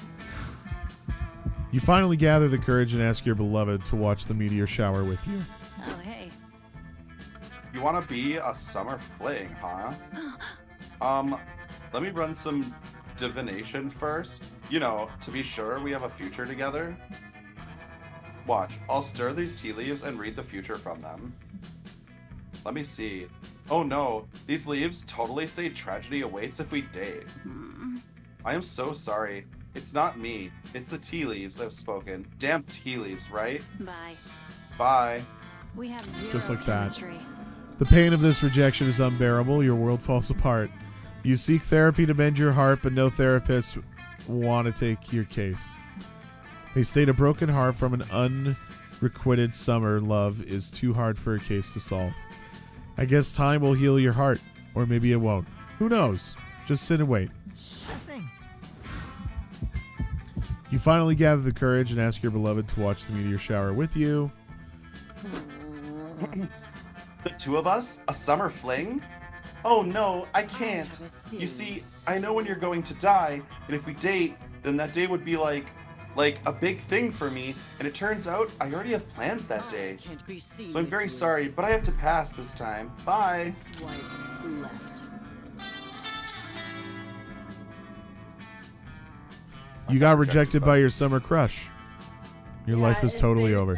I'm about to get super rejected here too, for sure. You spend the rest of your life.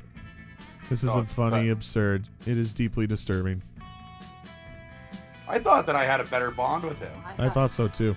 No one ever even tries to get close to you. The grumpy, deranged old person who wants to ban a season.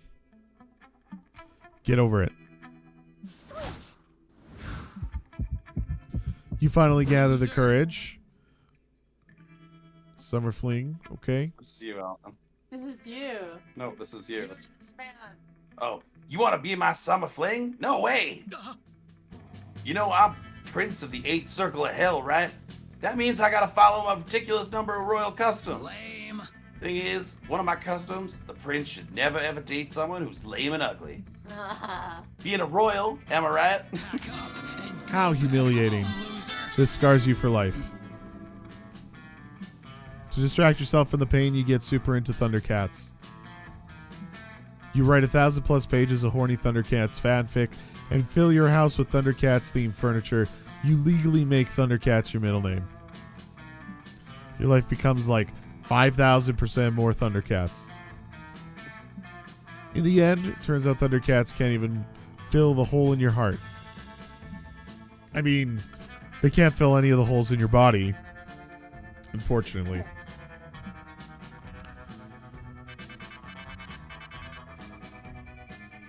So none of us got our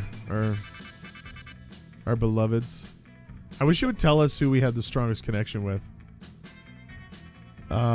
Is there anything else from this screen?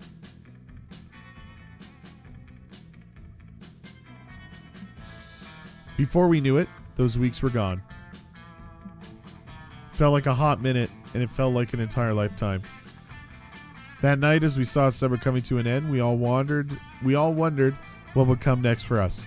Felt like the end of something big. Little did we know, life still had many wonders and misadventures in store for us. Now I'm older, and I can see it. How those years became the foundation of the mythology of our lives. Broken hearts turned tragedies sung for centuries. Wild nights became epics treasured forever. Every kiss and every laugh is now a constellation we'll always find while gazing into the starry night, no matter how many years go by.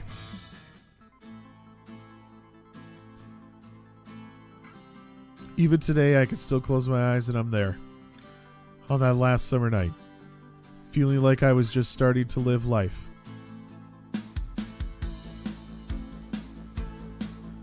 With all my friends around that campfire, so young and unafraid, and so ready to start.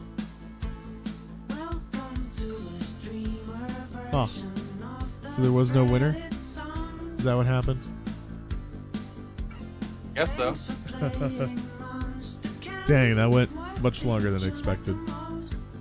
So much longer. I should have known better. Here I'm thinking, 30 minutes of like cushion would be more than enough, but do you guys remember anything of the first game? Because I think that this was a better experience overall. They've definitely taken it deeper, but I'm trying to think of who won last time. I can't remember. This one seemed like more natural to play. Like, I feel like in hindsight, like I would probably play this again and just pick different answers at the beginning and see if we can actually go for something to try to do that. Because it just kind of felt like we were all stuck in the same loop over and over again. I guess the mistake we made was all picking the same animal. At the beginning, I didn't realize that was going to matter so much. Yeah. Yeah. What are you gonna do?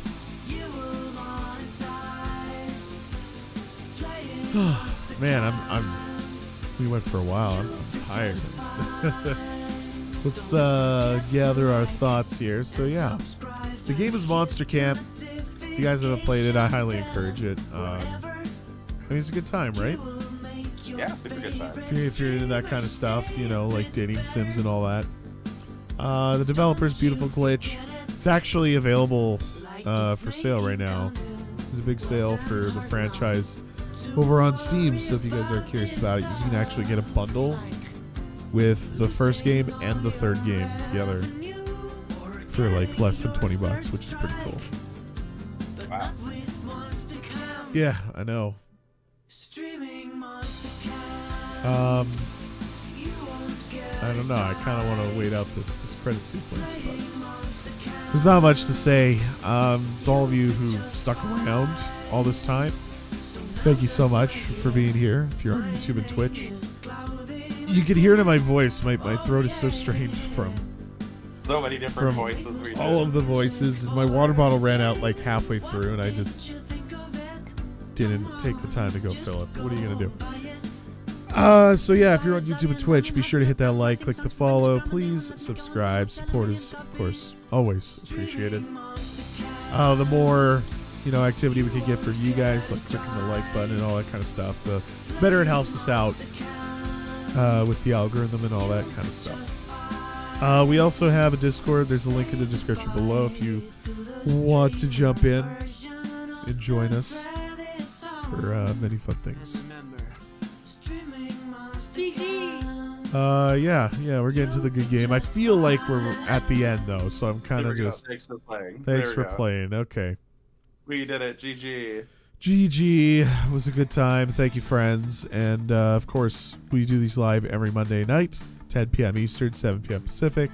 So we will see you guys next week with something new. Thank you, and we'll talk to you later.